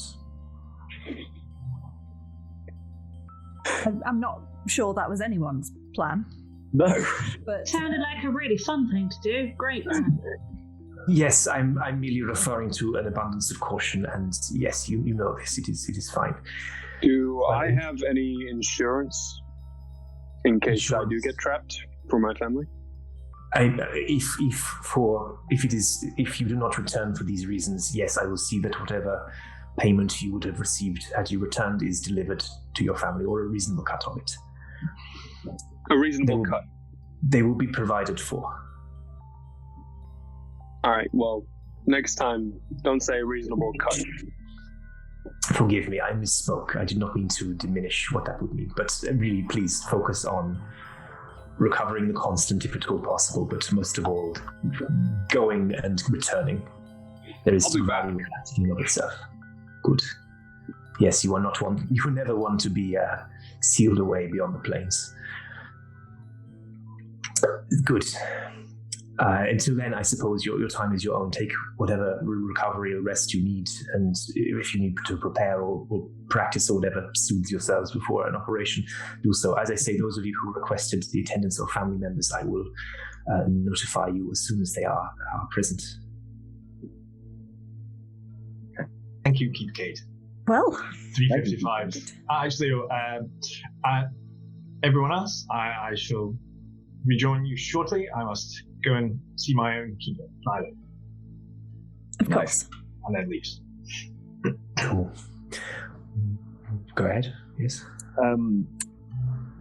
This may sort of come later, if you see what I mean. But because Viorica has no family that he likes at the moment, he would like to as it were, is if as everybody leaves, is Veracity going to go and do anything? She's thinking about it. Well, because he's going to come up and go, I would very much like to see where you grew up, if you would like to show me. I mean, I sort of want to go because I don't know that they know I'm going, and I might not come back, and they should probably. But they might just, you know how parents can just say all the things that make you feel like that big. Yes. I don't. So I want to tell them, but also I don't want to go feeling like that, and I don't quite know what to do.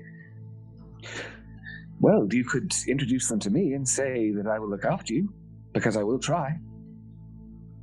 Can we tell them that I'll look after you? Much better. Let's do it that way around. Okay, let's go. And reaches down to walking along hand in hand, which I presume is like up for you exactly down there. That's perfect.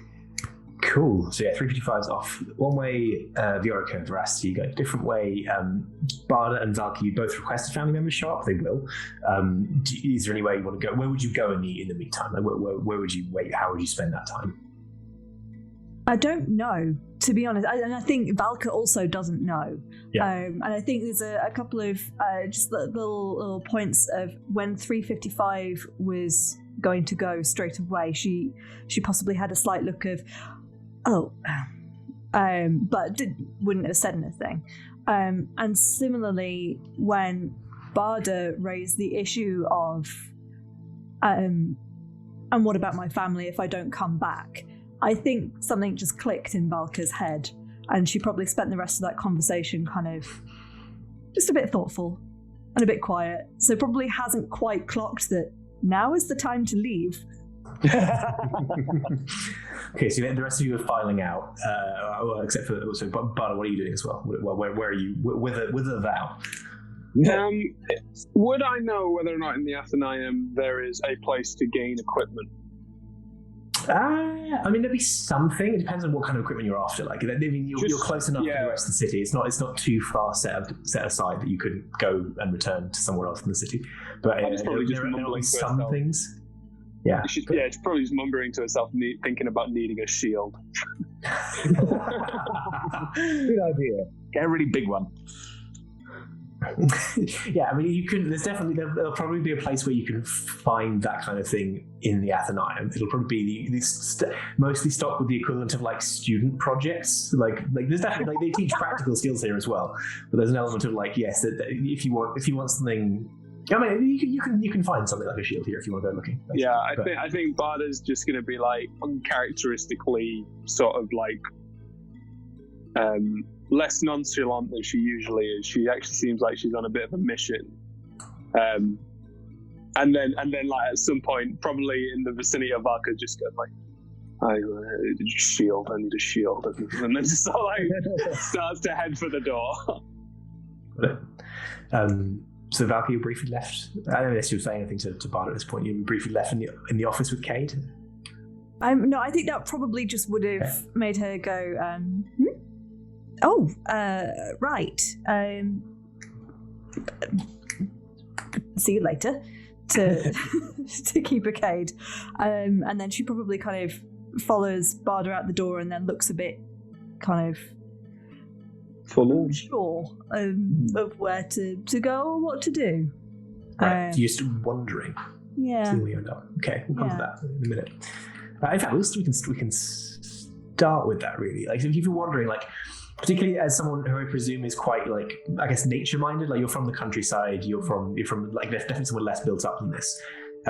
It's perfectly reasonable that you'd gravitate towards the sort of the nicer, the sort of slightly wood-shaded part. There's this little river, and beyond that, a sort of dipping pool. If you're content to walk along that, you'll get the sense. I think you'll get the sense that someone is either following you or watching you. It's not a menacing presence. There's just this very much this sort of like something else is here. Okay.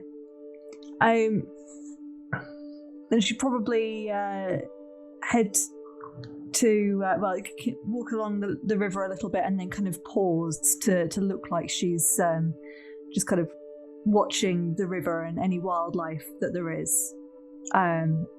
and then maybe bend down to pick up a stone to skim, but use it as an opportunity to try and look and see. Yeah. Make a perception roll.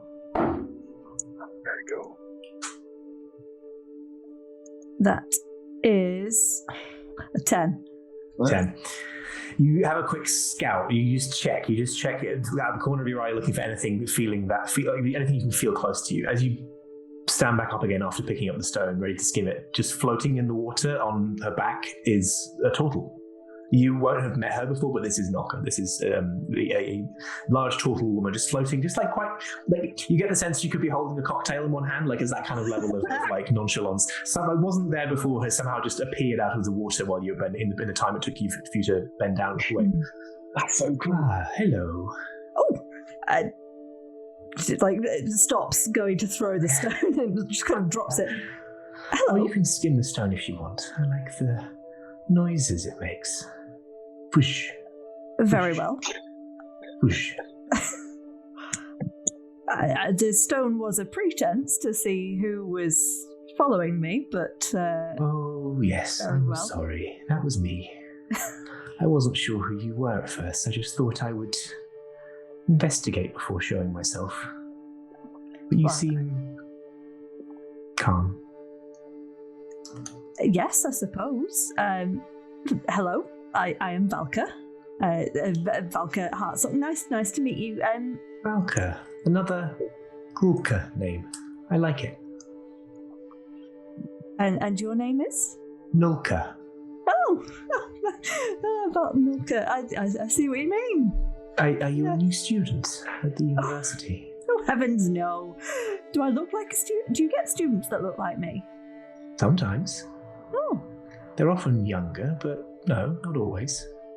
All kinds of people. That's good to know. I've always, like Keeper Cade has always been very, very polite, but I have always felt slightly out of sorts here. It's not quite what I'm used to. It's very fancy. Yes, I mostly stay out of it. I like the peace, the quiet, except when I'm teaching, which is rare.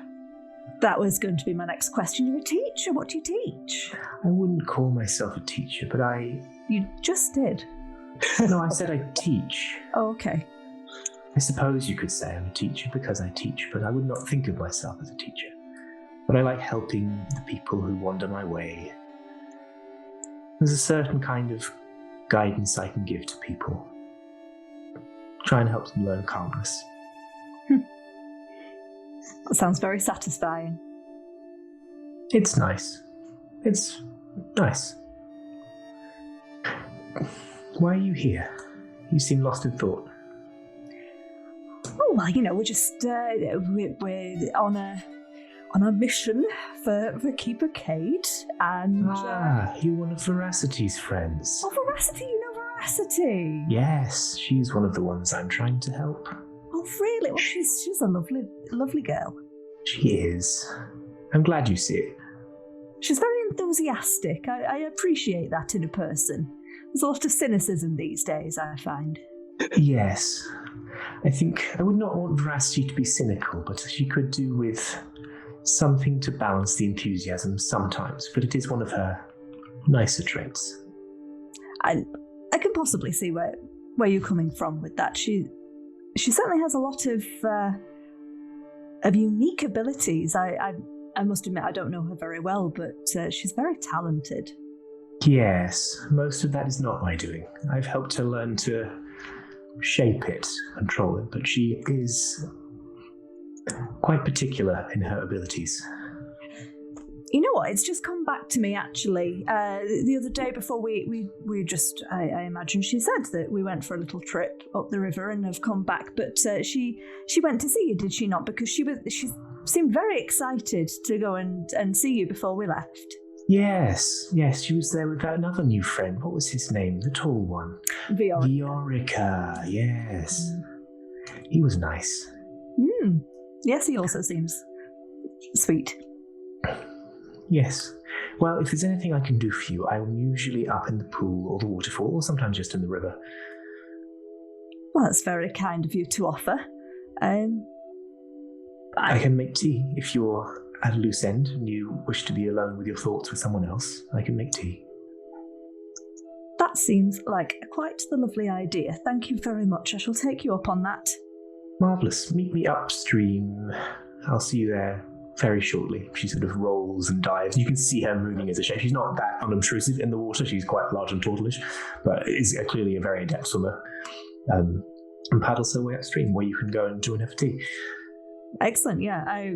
Valka will probably kind of think on it, will skim a stone, and then we'll saunter up the hill. Cool. We'll come back to that. 3:55. Yeah. You are on your way back to keep an eye low, Dahlia. Mm-hmm. You tend to find her in one of two places, as you know. One of them is her pristine, everything orderly office, and the other one is her chaos fest workshop. Today, I think, is an office day initially. Okay. At least you find her there in her. Again, she's very elegant, well dressed. She definitely chooses her outfits very carefully and has a sort of poise about her, which is in the office she does anyway. You knock at the door, and I'll call inside immediately and invite her to sit opposite her at her desk. Good morning, Keeper Kate. Keep an eye low. Good morning. Report 3:55. Our trip to Baldur's Gate was successful. I recount. Yeah. Yes. Including the book, what I got from the book, and I put the book on the desk. Ah, marvelous! I can see if we can make any further study before when are you due to depart? It can't be long now. Was it? It's got until the next day, basically, like early the next morning. We will be departing early tomorrow morning. So, access. She sort of has a bit of she has a bit of like, oh, this is yes, okay. If you need help with the book, I can look through it. But you are more than capable of studying it yourself, and perhaps keeping it with you was the right idea in case it has further answers. But I do believe there is more to be learned from it. I was planning on keeping it inside my vessel and allowing Doc to continue analysing it. Excellent idea. Good use of resources. Good. She seems like slightly distracted at this point. So. I do have one request. When we were on the ship, we were attacked by shadow creatures of some sort. That fighting against them was very difficult for me, as the darkness caused me very large issues. I was wondering if there was something we could install or add to my personage. I'm uncertain about making modifications at this late hour. No, of course, no. If you think you need it, yes, we will do it. Great, workshop, let's go. She leads you around to the workshop. Immediately, you can just tell her demeanor just entirely shifts. Like she gets a proper a wonky slump in her shoulders. She starts hefting things on. Just starts spinning up for work, and her entire stance, everything just is commanded differently in this space, and starts grabbing bits off shelves. And okay, so what were you thinking? Something to help with your vision? Something to cast light? Something? Yes, I can do this. I can start pulling things. And there's this rough orb shape forming as she's doing, but it's clearly way too big to fit in your head. That's we fit in your eye socket. There's hammering. I won't do the bizarre litany of swears she comes out with. If I could bleep myself, I would. But just imagine that. Slowly starts cobbling something together, holds it up. And it does shed light. It shed light in a beam in front of it. She holds it up to your head. This doesn't. No, this needs to smaller. Needs to miniaturize it. Takes off the shell, starts throwing pieces away and slowly working it down.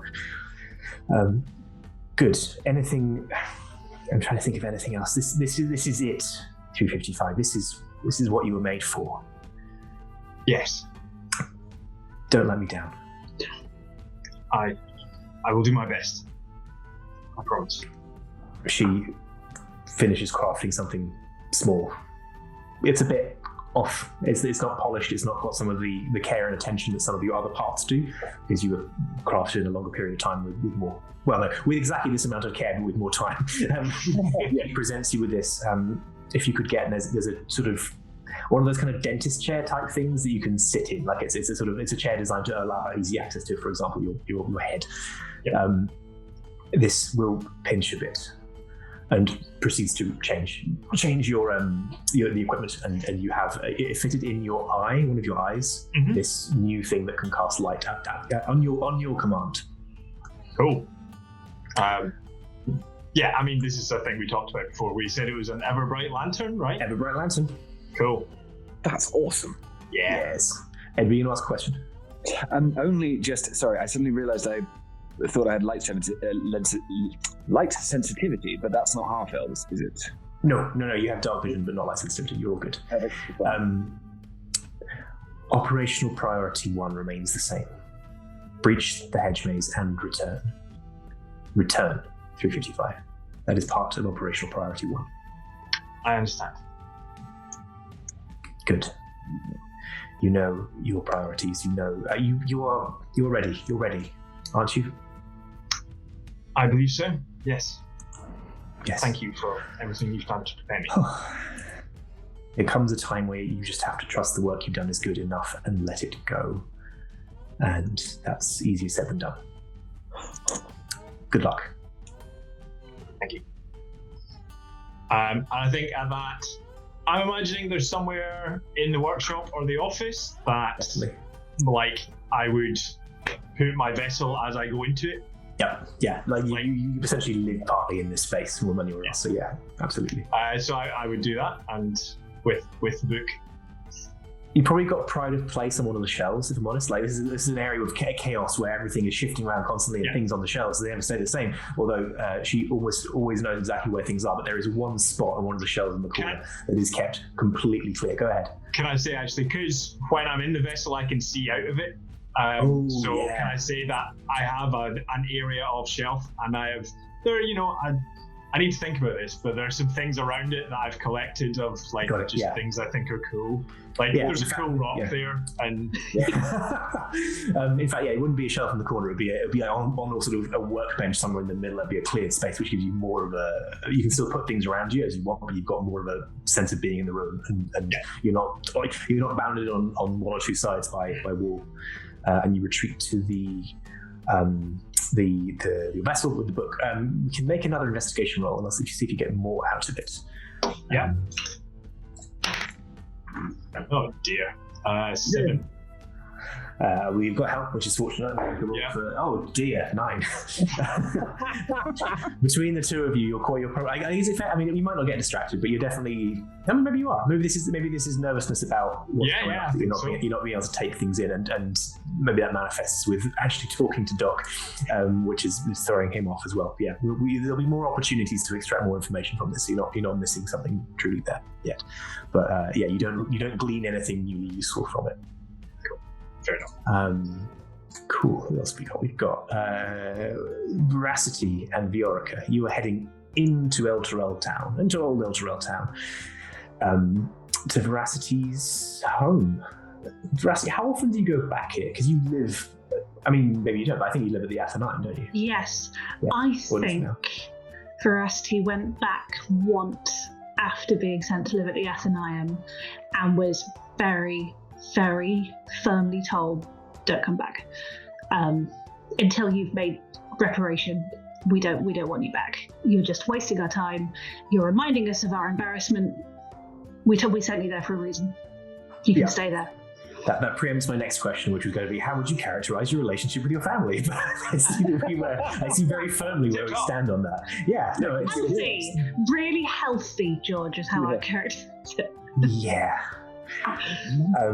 Cool. So you live in probably a reasonably sized family house, because you've got quite a moderately business, or what? It might be on top of the shop, so I think it's a really rather well-heeled, nice-looking chandeliers, and maybe branched out into other ship supplies kind of thing, and then a very lovely set of apartments on top of the shop. Cool. Thoroughly merchant class. Yeah, Viorica, what do you make of the sight of this place? He definitely is. He's going to do his absolute best not to reveal any of this to Veracity. But the thing that he sees when he sees it is sort of oh. It's that's like feeling like he's wanting to be very interested in all of that kind of stuff, but the stereotype that he has of these kinds of people from his upbringing is not good. So he's being really nice, but in that sort of like, oh, how lovely! Oh, that's great! Oh, Veracity's passive insight is high. I know that's the thing. He's trying to hide it. He's genuinely trying to hide it. I'm not sure how much he can. Is the problem. You could make. I mean, a deception roll makes it sound worse than it is, but it could be a deception roll. I think deception roll is probably the best thing because you're trying to hide your feelings. Attack. Yeah. Make a tact roll. Yes. Well, exactly. Yeah. So Should we performance? I would say performance. Yes and no. I'd take performance. Why not? Yeah, I don't know. I generally see performance as more of a like structured thing in space, but I'm happy for it. It's fine. Can I take the as it were the average of the two pluses because they're both because you have expertise in one and proficiency in the other. Is that what it is? Well, yeah. I mean, I'm a glamour bard, and so the idea is that this is kind of what I do. As in the sort of this is what that whole stuff like when he's grandstanding. By the door. No, totally. Yeah, I think take performance then. Yeah, I'm fine with that. Because if it's take the higher of the two, I think that's probably the better way of putting it. Yeah. Thank you. Wow. Okay. That's a 12, but I did roll a natural 1. Wow. I'll leave that to Rebecca and Veracity because with your passive insight, I don't want to roll. I think just leave it with passive, which is it's fine. Yeah. 18. So I think Veracity notices, but partly she's just really quite focused on the conversation that's about to happen, so doesn't really care, and also she doesn't like her home. She doesn't expect anyone else to. She's not deeply proud of her family and like offended. She's like, what she notices, which isn't much, she thinks is totally reasonable. I don't think she'd link it to snobbery. She'd link it more to like, oh, Viorica's like on my side. He knows that my parents aren't great. She wouldn't have gone, oh, he's a snob. That's perfect because it's not negativity towards any of it. It's more just towards you or your parents, as it were. It's just a sort of thing of that thing when in the Middle Ages when people would have oranges that they stuffed cloves into that they would hold against their nose. So he hasn't got an orange, but he's doing that. Do you see what I mean? It's that fake. Snob. Rebecca knows you're a snob. It's all good. Rebecca knows Viorica is a snob. Veracity doesn't. That was way too close to the bone there. I'm really sorry. I meant Viorica. Don't worry. You made the character, Ed. Yeah, that's true. Do you go through the shop, which would be open at this time? I think it would be, or go through entrance to the apartment. So, what is how are you approaching this? There's definitely you can probably see through the window that your mum is manning the shop. Your mum is staffing the shop for the day. Either of my siblings helping out in the shop? Oh, definitely, yeah. I don't think she has a key to get to the private apartment, so I think she has to go through the shop. I don't want to. No, this is really is there a sympathy check? I feel like Viorica would be check. You know what I mean? It's the thing of I feel like Viorica would stop her before she goes inside because he would be able to see that she was vibrating with anxiety about this whole thing and go just do that. Yeah, so we don't have to go in if you don't want to. This is obviously a place that has, nearly as much that nearly overshadows you as much as my own family does. I would be very, very keen. Your family just did terrible things, whereas I did the terrible thing and they were strict, but they were fine, and then I did the terrible thing. It's not like they're just awful, they are disappointed accurately. That doesn't mean that they should reject you. They are your family. Yeah. Which is why I need to talk to them, because they should probably know if I get stuck on a demi-plane or die or something. Give them a little bit of a heads up. Absolutely. And if you want to do that now, then let's do it now. But I'm very happy to wait. No, now is good. Can we have a signal that you can just do something very distracting that means we can leave? Absolutely. Okay, what's the... if I get the hiccups... I'm ready for that. That would be absolutely perfect. Okay. Veracity will push the door open. You with you in a minute. Your mum hasn't looked up from the desk. Your sibling who is there just sees you, gives a little wave, but sidles out of the room as fast as they move closer to the door. Like they're not negative. Like they're one of the back doors. They're busying themselves to avoid whatever's about to happen if possible, and they can dash out. Now, what can I? We've talked about. Wait, does this mean you're done? It doesn't mean you're done, does it? What do you think? Why, of course. Why are you here? Why, of course not. Why, of course not. She's just talking to Viorica now. Don't talk to him. Don't talk to him. Talk to me. Are you in trouble? No. Why did you say, of course not? Just looks around the shop to make sure anyone. Glancing over to your sibling by the door, they just nope into the stockroom. just this crap scuttle sideways out. Hello, Veracity. Hi, Mum. How are you? I'm about to go on a quest that I've been handpicked for because I'm incredibly talented and have worked very hard, and Keeper K thinks that I am uniquely right for the job. And if I do it, I will win fame and fortune, and also all debts will be cleared. I thought you might like to know. This is all true. She was literally looking up to you to just go, yeah, oh yeah. Make a persuasion roll, Veracity. You can have advantage because of the cheering section. I love you, Viorica. I love Viorica so much. Okay. Truth. 19. 19. Thanks, the advantage. Bring it. Yeah. Quest. They said they'd have you doing chores and stuff, not going on quests. Yes, but you see, someone made it very clear that I needed to repay my debt. Absolutely. And Nilka, who is actually nice to me, calculated that doing it at that rate, it would take me 2,372 years and 4 months. So she has been teaching me to do things and has expedited things a little. It involves going to a demiplane and possibly fighting off some mercenaries and doing some really dangerous things. And I might die, so I thought you might care. Why? I thought you were going to work off your debt, not do some ridiculous scheme to... That sounds just so dangerous. What? She comes down off her step around the counter, comes up to you but stops short of actually just out of physical contact range. So there's a little bit of not sure what I'm doing here yet. I thought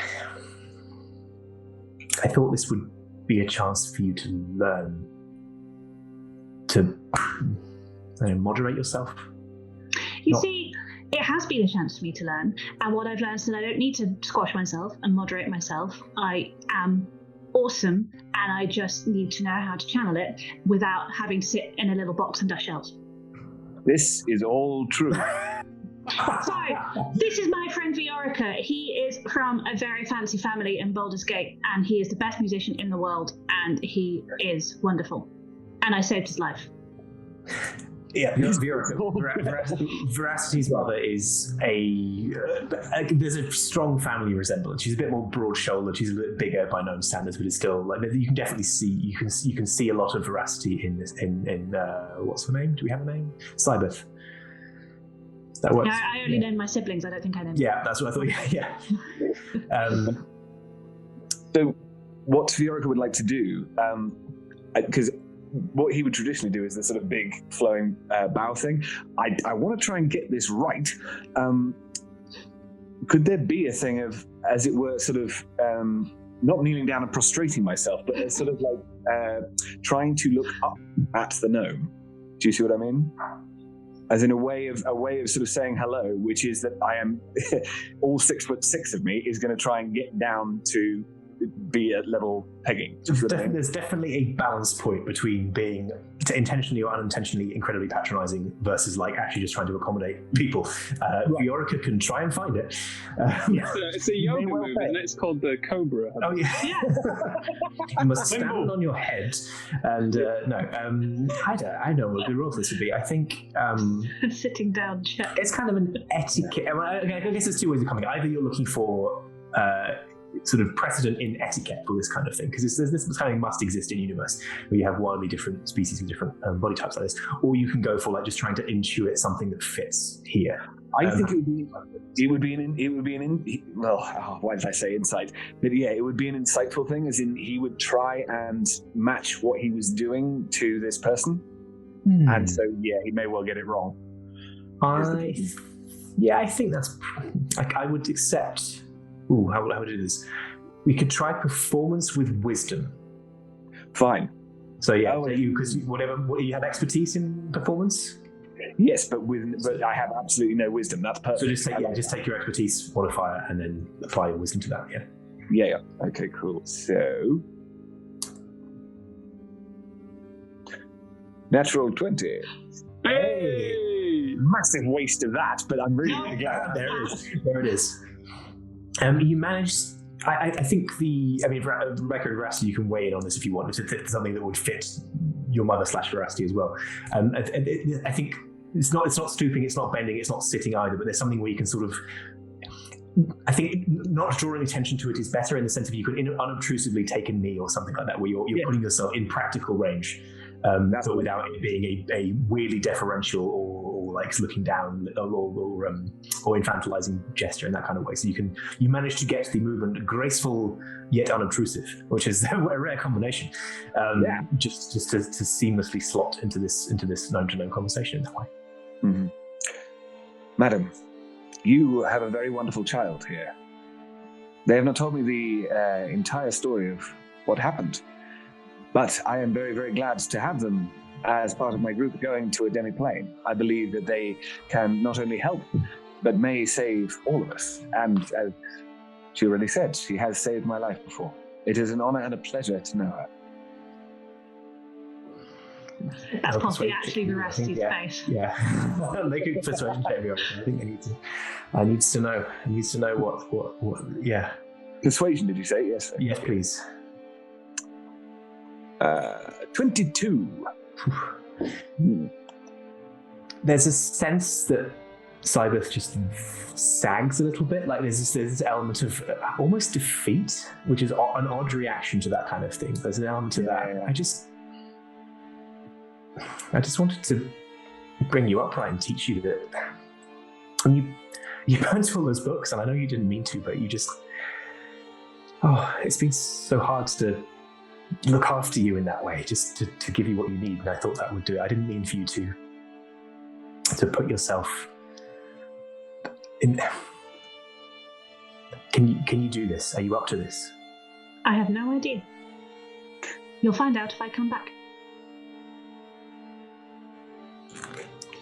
Just as a little word of advice. I know Bunny and Benny are the perfect children, but if one of them accidentally does something bad and stupid and careless, and you want to bring them upright and look after them, don't tell them that they're your biggest disappointment and send them away and ban them from seeing you for 3 years. Maybe try a different method next time. Yeah, yeah. Maybe I was a little harsh. Maybe it was. Yeah, I don't know. I don't know what to say. No, you points at Viorica. I'm holding you responsible for making sure she comes back. That's not fair. I'm holding you responsible as well. I'm responsible for if I come back. You sent me away to be responsible for my actions. It worked. Viorica's wonderful. He'll do his best. But if I don't come back, that can't be on him. If it's on anyone, it's on you. She looks at you with this mixture of pride and confusion, like this sort of confusion at self. In the there's the element of not recognizing parts about you, but also definitely recognizing parts about you, and that horrible rhythm moment of self-doubt. Is that him? Yeah. He won't want to see me, will he? I should talk to him first, probably. I can tell him if you want to. I don't have time, we're leaving. Will you tell him what I told you? It won't be your fault, it'll be because I did something reckless and stupid. But yeah, if I don't come back, there's a very nice person called Nolka at the Athenaeum. She's great. You'd really like her.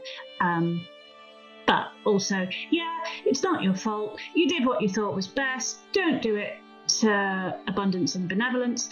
And I don't have any stuff to leave you. Cool. Bye. She just gropes around for something to say and doesn't have anything else left at this point. Do you want to hug? You? No, you're right. It was stupid. Bye. No. I mean, do you? Yes, I do. But do you? You don't have to just because it's me. Okay. I'll try not to set you on fire. She does not laugh at that. She comes in for an awkward hug, but yeah.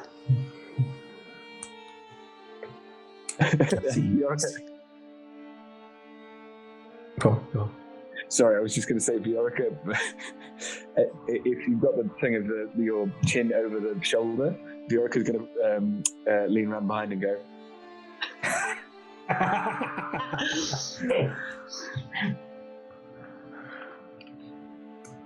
She breaks away. I'll see you when you're back. We'll talk more. And then I can come home. Ked says that if I do this, then hooray! So I hope you haven't let Benny mess up my room too much. Not for want of trying, but no. Good, thanks. Cool, love you, man. Thanks for coming by. Love you too. Tell Dad and try and I'll try. Yeah. Okay. You leave her standing in the middle of the shop. Oh, as I'm heading out, I turn and I just pull out from inside my shirt the amber necklace and be like, still got it, and then toddle off. I'm going to follow, turning around and sort of, a pleasure to meet you, and then tooping off afterwards and running to catch up with Veracity. That was amazing! So Veracity will walk Veracity's version of sedate, resolute, shoulders back until they're around the corner, and then we're just going to start making noises that only dogs can hear. Skipping round in a circle, standing. Yep. She didn't throw next to it. Last time there was a broom. Oh. You did so well. And we're going to do so well, and we're definitely going to survive, and we're definitely going to bring you back here. That's perfect. You're amazing. You're so tall. You did the bow. It was really good. Yeah, she would definitely have not started listening if you weren't. Thank you. No problem. Anything that I can do for you as far as that goes is my pleasure. When we come back, you should just come with me, and then we can be your family, and then I think they'll probably be nicer to both of us. It'll be great. Hooray. What are your brothers called? Oh, they're twins. My sister's Abundance, and my brother is Benevolence, but they're Bunny and Benny. Wonderful. Yeah, they used to call me Very, but no one's called me that in a really long time. But I mean, Very Bunny Benny is always really fun to say that. Very well. Magnificent. Yeah, skipping back up the hill. So, Barda, you were looking for some stuff. Yeah, she's just gonna she's been here a few times, so she should know her way around. She's literally gonna beeline to see if she can pick up a shield for some gold and just try and do that quick as possible. That part is functional, and you can buy a shield. Make a history check for me. Okay. Oh, that's a sweet 10. Yeah. The pattern on the shield is quite good. It's got a good bit of painting on it. Like someone's clearly, you can't find any plain shields. Everything here has been painted in some form or decorated in some form. And there is some kind of the infection equivalent of those kind of medieval lance paintings is slightly bestiary-esque. Caricature is the wrong word, but the bestiary animals that are wildly weird representations of real animals. It's got one of those on it, and there's a hint of familiarity about it, but you don't know. But it shows one of these scenes that may or may not be your vibe, but you can't find a shield without. Is it like pulling this face, like medieval animals do? Yeah, just having the face of having a really bad day. Well, yeah. So I would say Barda probably didn't notice because she's really in a different place at the moment. She probably like pays for the shield, throws the gold, puts the shield on her back, and then just starts jogging around the entire Athenaeum. And like at random stops, we'll just start doing push-ups and sit-ups, and then at like where there's something to grip on, she's doing pull-ups, full armor and everything. But she's just fully focused. If anybody talks to her, she just says "not now" and just continues to pump her adrenaline as much as she can. Having a normal one. Yeah, until she's told that her family's arrived. Speaking of which, you will hear from across the campus as you're making one of the passes, "Mum!" And there's like a freezing terror. Maximus comes barreling over, hugs you. I mean, I can't remember how old Max is had to work out how tall he is relative to you, but hugs you around the waist, around the legs. 8, I believe. Oh, no, okay. Yeah, that's tall enough. Yeah, he's 8 years old, so full on is a scream of Maximus, and she picks him up, like bear hugs him. Maybe his spine cracks a little bit because she's too excited. Nothing damaging. Sure, like the faint popping sound. Yeah. Titus is making his way over much more like relaxedly, like no hurry in the same way, but crossing, and he's clearly like pleased to see you. Like there's an element of like calm relaxation. Hey. Yeah. Hi. Usually they would kiss, but she is like very off. And she like, if he'd go into kiss, she just like put her cheek forward and just let him kiss. Is she normally like this before a mission, like a task? Yeah. No, so he does go for the kiss, and you give him the cheek. Yeah. Hey, it's good to see you. I was kind of worried when they sent a message. They asked us to come up, and I thought you were like hurt or something. But apparently you're just going away somewhere. They said it wouldn't be long, so I don't know why they're. Anyway, what is it? Yeah, it could. Max. Hi.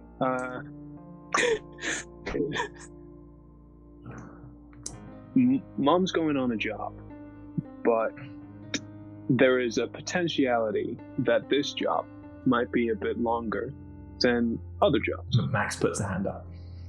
Yeah. What's a potential? What's a something that could happen. A maybe.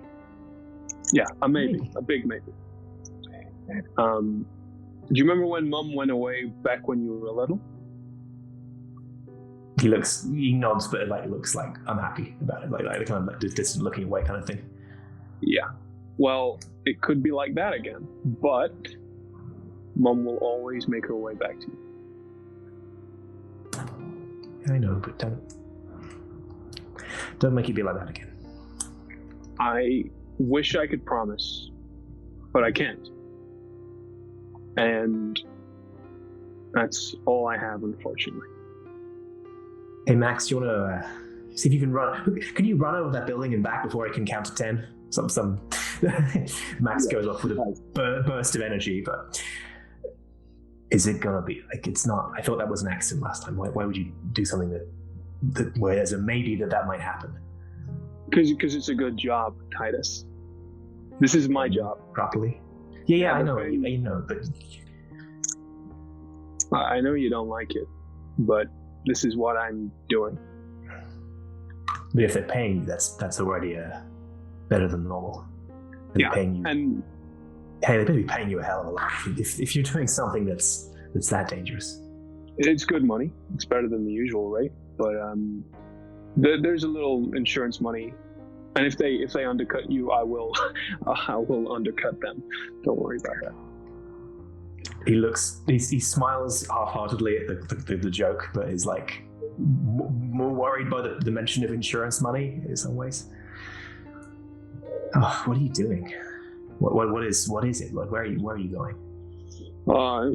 Solve portals and things like that. I got a thing for those kind of things. But yeah, another demi-plane kind of situation. Not a 9 hells kind of thing or anything like that. Just something new. Yeah, I reckon people around here have had enough of it. Max comes barreling back in. Yeah, I made it to 9. Let's see if you can do it faster. Back again. I should know better, but is there any way you consider not going? No. Yeah, I thought not. Yeah.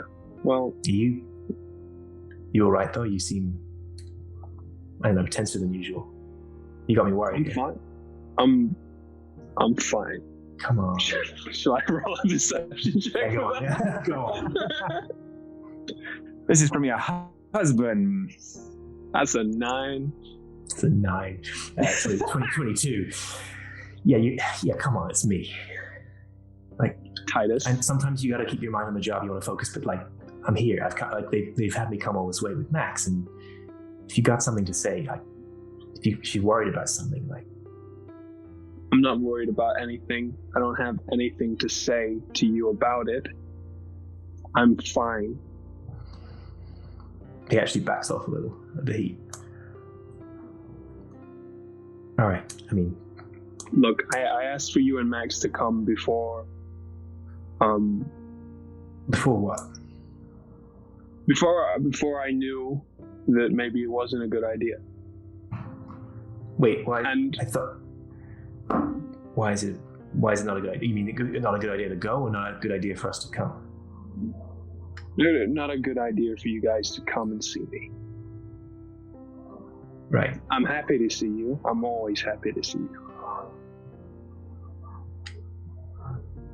I just don't want you to see me. No. I like seeing you. That's like that's the reason I get up every day, and every day you're not there, it's just another day closer to you being back. So, look, I tell you what, you're doing your exercises. How about I take Max? We gotta get someone to sit down, have some food. It's been a long journey. He's a bit hyper, as you can tell. If you want to come find us, you can. When do you leave? No, you're here now, and I will make the most of that as what I can. But we leave early tomorrow, Okay. and that's not me making that up. we No, leave yeah. early tomorrow. Yeah, no, I got that. They put a hand on your shoulder and try to draw you, like gently try and draw you in for a hug. Like not forcing it, but like just like testing the waters. Yeah, Barter turns and starts walking towards Max. All right. He'll follow at a distance, but we'll keep with you. Cool. Yeah, she You're- would play with Max like nothing's changed, but Yeah. yeah, probably similar with Titus as it. Yeah. Titus will be there and stay with you most of that time, but will like engage as much as is demanded by the child who demands engagement, and will do so in a happy way, but will keep a bit of distance other than that. Like, yeah. It's normal, it's just not affectionate, Yeah. which isn't normal. No, Yeah. Oof. Cool. Back at the dipping pool, Valka is having tea with Nalka. You were kind of already in there at this point. As in you're already like in process having. What's it been like? I mean, I guess what do you talk to Nalka about? She will happily like chinwag about anything. I feel like she's a very agreeable conversational participant for a Northern Mum figure. Yeah, I feel like there's been like a lot of that very pleasant small talk. Like Valka has complimented all sorts of stuff around the dipping pool, like the decor, the cups, the tea, and probably if there's any. This is a side of Valka that's not really come to the fore yet, but if there's any unusual plants around, then she would have asked Nalka about those as well. Yeah. Like that's a good topic to get Nalka on. Like that, like she doesn't specifically collect them here, but there's definitely, you get the sense that the plant life around the dipping pool thrives, and there's stuff here that is there's nothing sort of that wouldn't fit in this sort of terrain, but it's all there's stuff that is possibly not very hardy that normally in this kind of natural conditions flows to water wouldn't be as successful, but there's definitely like an abundance of that sense here. Not a Veracity sibling, but a general abundance. Yeah, so she definitely would have asked about like what fertilizer do you use and that kind of stuff, but also like if there's any plants that would be of use for basic potions or salves and that kind of thing. This is actually something that kind of Valka has done over the years. Yeah, there definitely are, and Nolka will happily, if not share these with you, like help allow you to take reasonable quantities of them in that kind of way, because she maintains things. That's one of the reasons she maintains plants here, and this is one of the things that was within her remit as well. So you'll definitely find her. I wouldn't go as far as animated. I don't feel like that's good. She doesn't quite cross the line to animated, but definitely like she picks up a bit more from her normal sort of pace. Alka also, not a big reader-writer, but she does have a little notebook in which she does kind of occasionally, when things like this come up, she does kind of take notes. But they take the form of a sketch of the plant and then like single word descriptors rather than like overly descriptive language. It's more like colour, taste, like bitter kind of thing, or maybe even like basic pictogram, like a shorthand where she knows that squiggle means don't eat that. You're encoding a lot of the same information, so it's that kind of very functional and direct in that way. Yeah, that's nice. After you've been at this a while, you'll hear a shout from nearby coming up. Gran! And you'd asked for your, as we call Olivia, right? Your granddaughter. Ilvia. Ilvia, there we go. That's right. That's me. That's why I got it. I had to check my notes as well. Ilvia, and which is Henrik's daughter. Yes. Yes. So Henrik is walking hand in hand with Ilvia, coming over to you, having clearly been directed here by some way. Then Valk will immediately kind of stand and throw her arms up and squeal Ilvi, and kind of over like that kind of not quite a run. Yes, from the knees down. Yeah. We went past the library. Have you read all those books? Is that why you're here?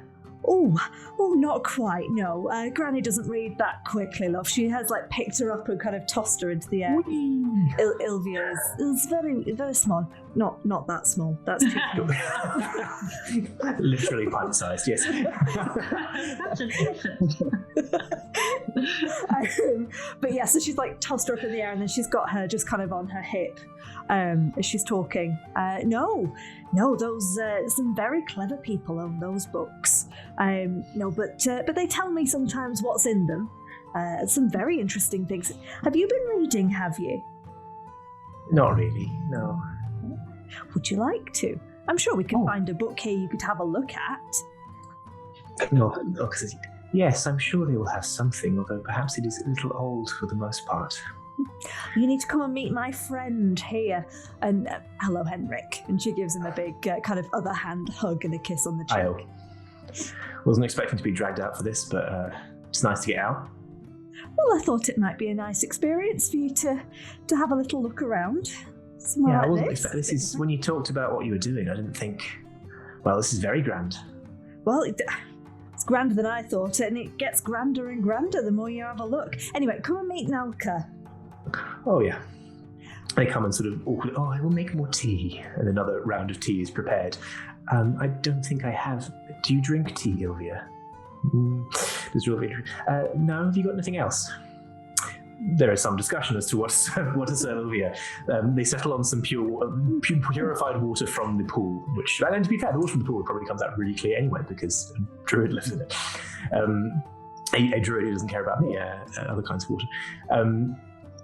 Henrik kind of perches awkwardly with these very ornate teacups. Is it all like this then, the stuff you're doing? Well, I'm not here to have tea, I mean, I'm here right now. Oh no, I meant more like, is it all this, nice and grand and proper? It is. It's not what I imagined. No, I have to admit, I was saying to Nalka before, it's a little intimidating, but the people seem to be very focused on their work, and they don't seem to mind me knocking about, so... Well, it's good you got something to do. That's something at least, I guess. Yes, I've had plenty to do. So, how was the journey up? It was all right. It was quite quick. They had us going at a fair pace. They sent a cart down. They really just hammered it up the roads. Was that So exciting? not comfortable. Yeah. We kept bouncing around like this. But yeah, I was a bit sick after that. So yeah. And she definitely goes into a, oh, what, like this? And starts bouncing around. I'm trying to Knocker remember, watches there's, with delighted fascination. there's definitely like little rhymes that my granny used to do. Oh yeah, the Yeah, knee bouncy yeah. kind of This thing. is the way the farmer rides. That's the one. Yeah. The sexist one. This is the way the lady rides. Yes, super Yeah, sexist. yeah. A version of that, but less. Yeah, but without the misogyny, sexism, yeah. Yeah. This is the way the lady rides. Giddy up, giddy up, giddy up, giddy up. This is the way the lady was. I'm going to set them on fire.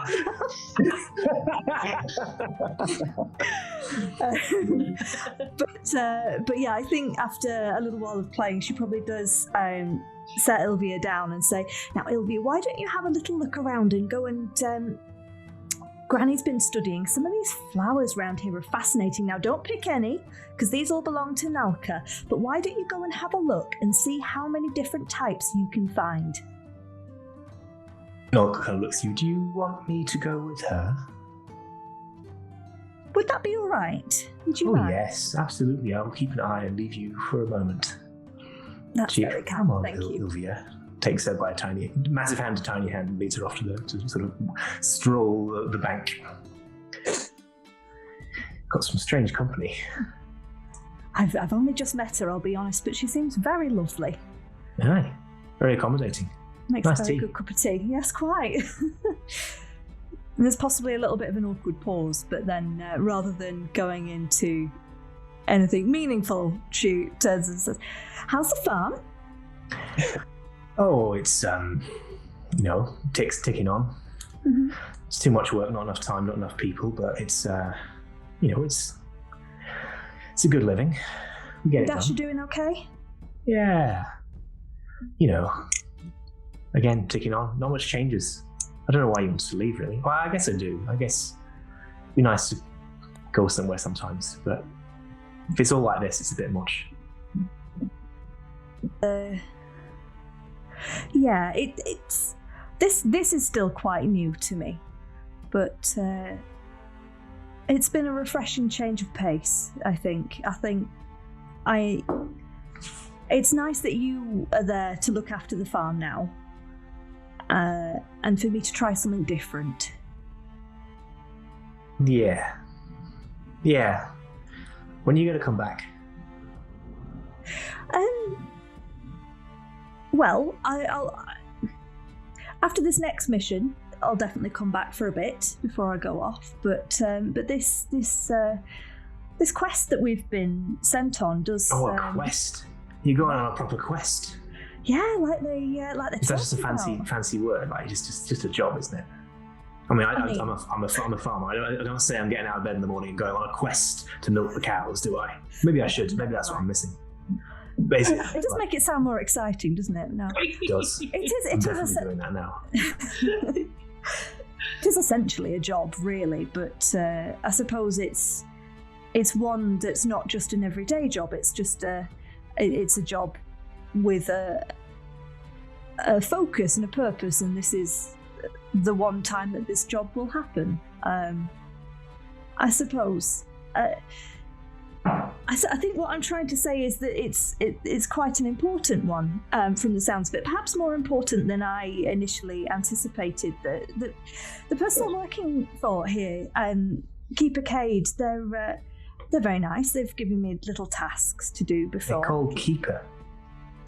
I think it's like a title. It's like the job that they do here, like Mayor Bjorn. They're the mayor. Oh yeah, okay. Yeah. Or yeah, it's a title. Right. So they've given me various tasks to do before, and I kind of assumed that this would be a similar sort of thing, like a bit of pest control or a bit of these ruffians are threatening us slightly, so they need a bit of telling What, off. you go and twist their ear, are you? Is that what you do? Oh, you know what my ear twists are like, Sunshine. Oh, I know. But this Like one... subconsciously, like, remember as well as it is. Missing a load. Not quite. But yes, I don't think I quite anticipated that they would put me on something this grand. So there's, and I think she goes into this a long-winded explanation of what a demi-plane is from her understanding. Yes. That Wait, involves the me. word like pockets and turning around and all that. Which is to say that I might not be here. And I mean, go on. In more of a sense than before. I know I've not been there because I've been here, but now I might not even be here. And oh dear. So you're going to a third place. Yes. All right.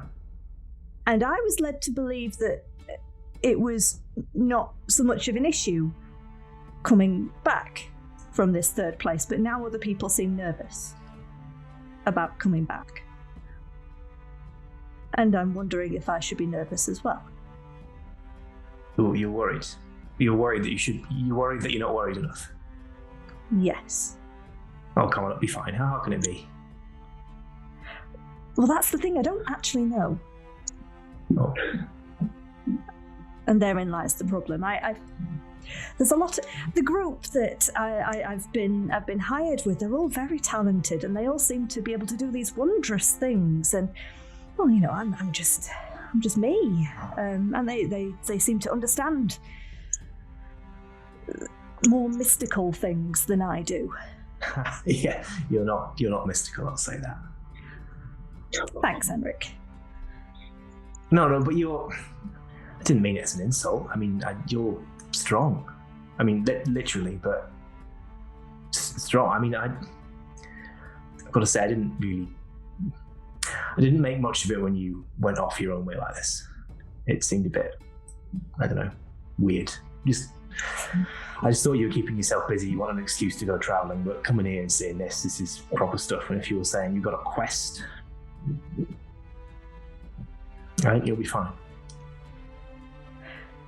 It feels like, I mean, they are the reasons that I went off. That is why I stopped. Yeah, but I sort of thought it was a bit of a nothing, you know? Yeah. I mean, they're not I said it wrong. But I know what you mean. But this does feel bigger, and it feels like this is a one-of-a-kind sort of opportunity, and to not take it, well, to take it would be dangerous, but to not take it, well, that's an opportunity missed, I feel. But that's not to say that I'm not apprehensive. Now. I suppose. yeah. I wish I had something smart to say, but I really don't have any experience in this regard, but yeah. Neither do I. You know how you grew up and your parents are like, they can do anything, and then they can't. And then it's somewhere in between.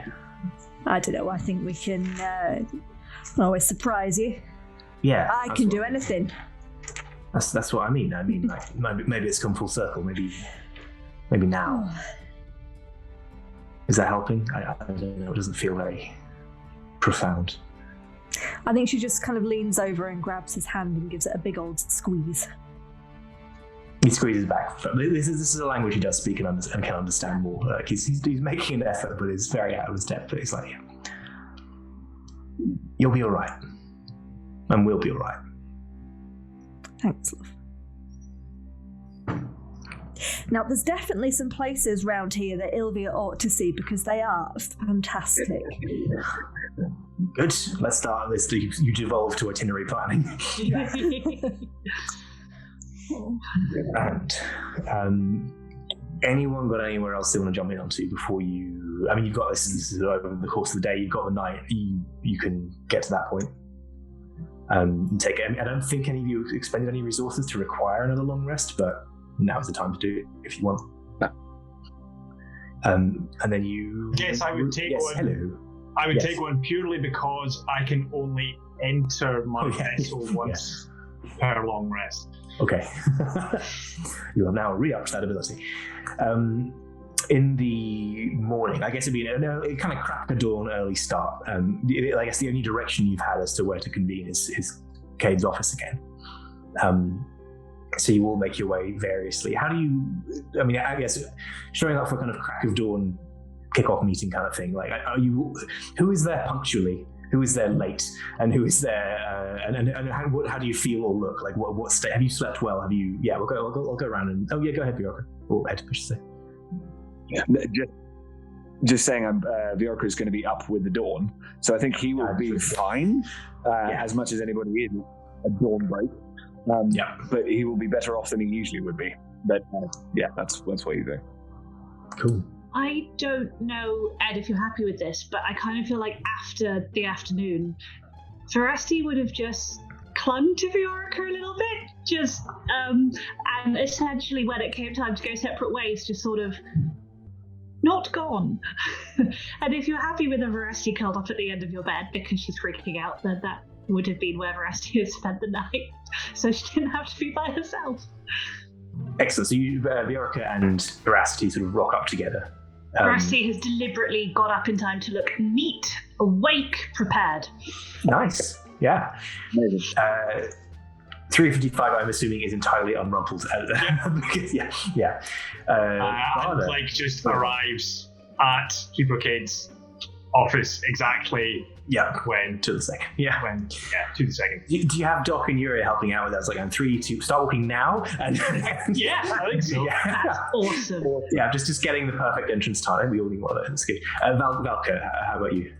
I think Valka should be on time, but definitely, I guess those who are actually watching and perceptive would probably notice her feel like she's just that little bit more subdued, like she's not kind of bundled in or like woo, but she's not like making a big deal of it.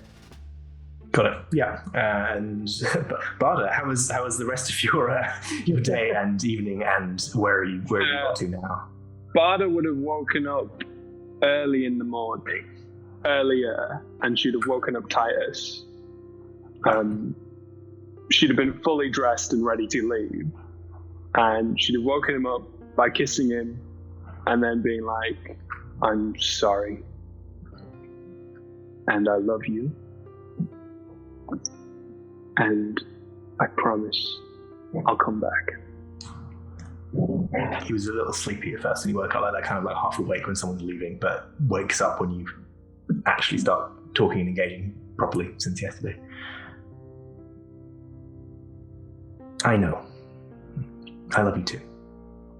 I'm really sorry. And she's like a little bit of a tear, not much. And she like touches his face, like admiring him for like a bit of time.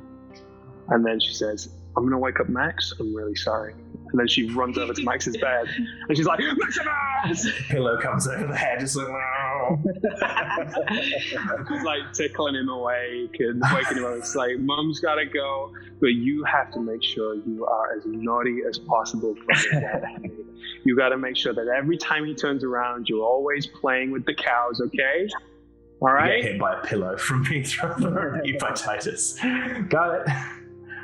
Awesome. She gives him a big kiss and a big hug, and then she says her goodbyes to both of them, and then arrives early. Cool. And waits for everyone. You are all convened at the office. Cade is there. Again, like, Cade doesn't seem like, always has that slightly, like, never looks pristine, but always looks slightly rumpled, but is always like consistent with that look. Good, I'm glad you're here. I hope your day was productive. Torsten and the others have set off and are, I assume, making good time. You're heading north today towards the forest of Worms. There's a place there. It's a growing place. They maintain different samples of organic matter, and it's sort of a deposit place for these things. And Torsten's theory is that it corresponds sufficiently to the Hedgemaze for being a place of verdancy and security. So it should be an ideal resonant location to make the breach. I have a map with the location but I trust you to make your own way and go well. Good fortune be with you. Cool. And unless anyone has any final words before you set off, that is where we will leave today's session. Heading north to finally commence this actual process for real. Thank you, lovely players. Thank you all so much. Thank you, everyone who's been watching, for joining us. Yes, just lots of thank yous all around, really. We've got another show, Agents of the Nine Hells, which is on Tuesday nights. You can catch this show every Monday night, same time, at twitch.tv/D&D and twitch.tv/altogetherrpg. Come find us on social media, YouTube, Twitter, all these lovely places. And not all of them lovely places, all of these places. We'll go with that. But we're at Roll Together RPG on all of them, where you can find our lovely content. That's better. Like always, do check out our Patreon, patreon.com/rolltogetherrpg, where you can join the D20 Club. You can help us build towards new tiers, a community Discord, lots of cool things like that. Another thank you to our sponsors, Hero Forge and Ultra Pro, and to our supporters, D&D Beyond, Idle Champions of the Forgotten Realms, Level Up Dice, and Warriors of Waterdeep. I think that's everything. So just one final thank you to all of the lovely players for an excellent session. I really enjoyed that, and we'll catch you here next week. Bye, folks. Really good. Bye. Bye. Bye.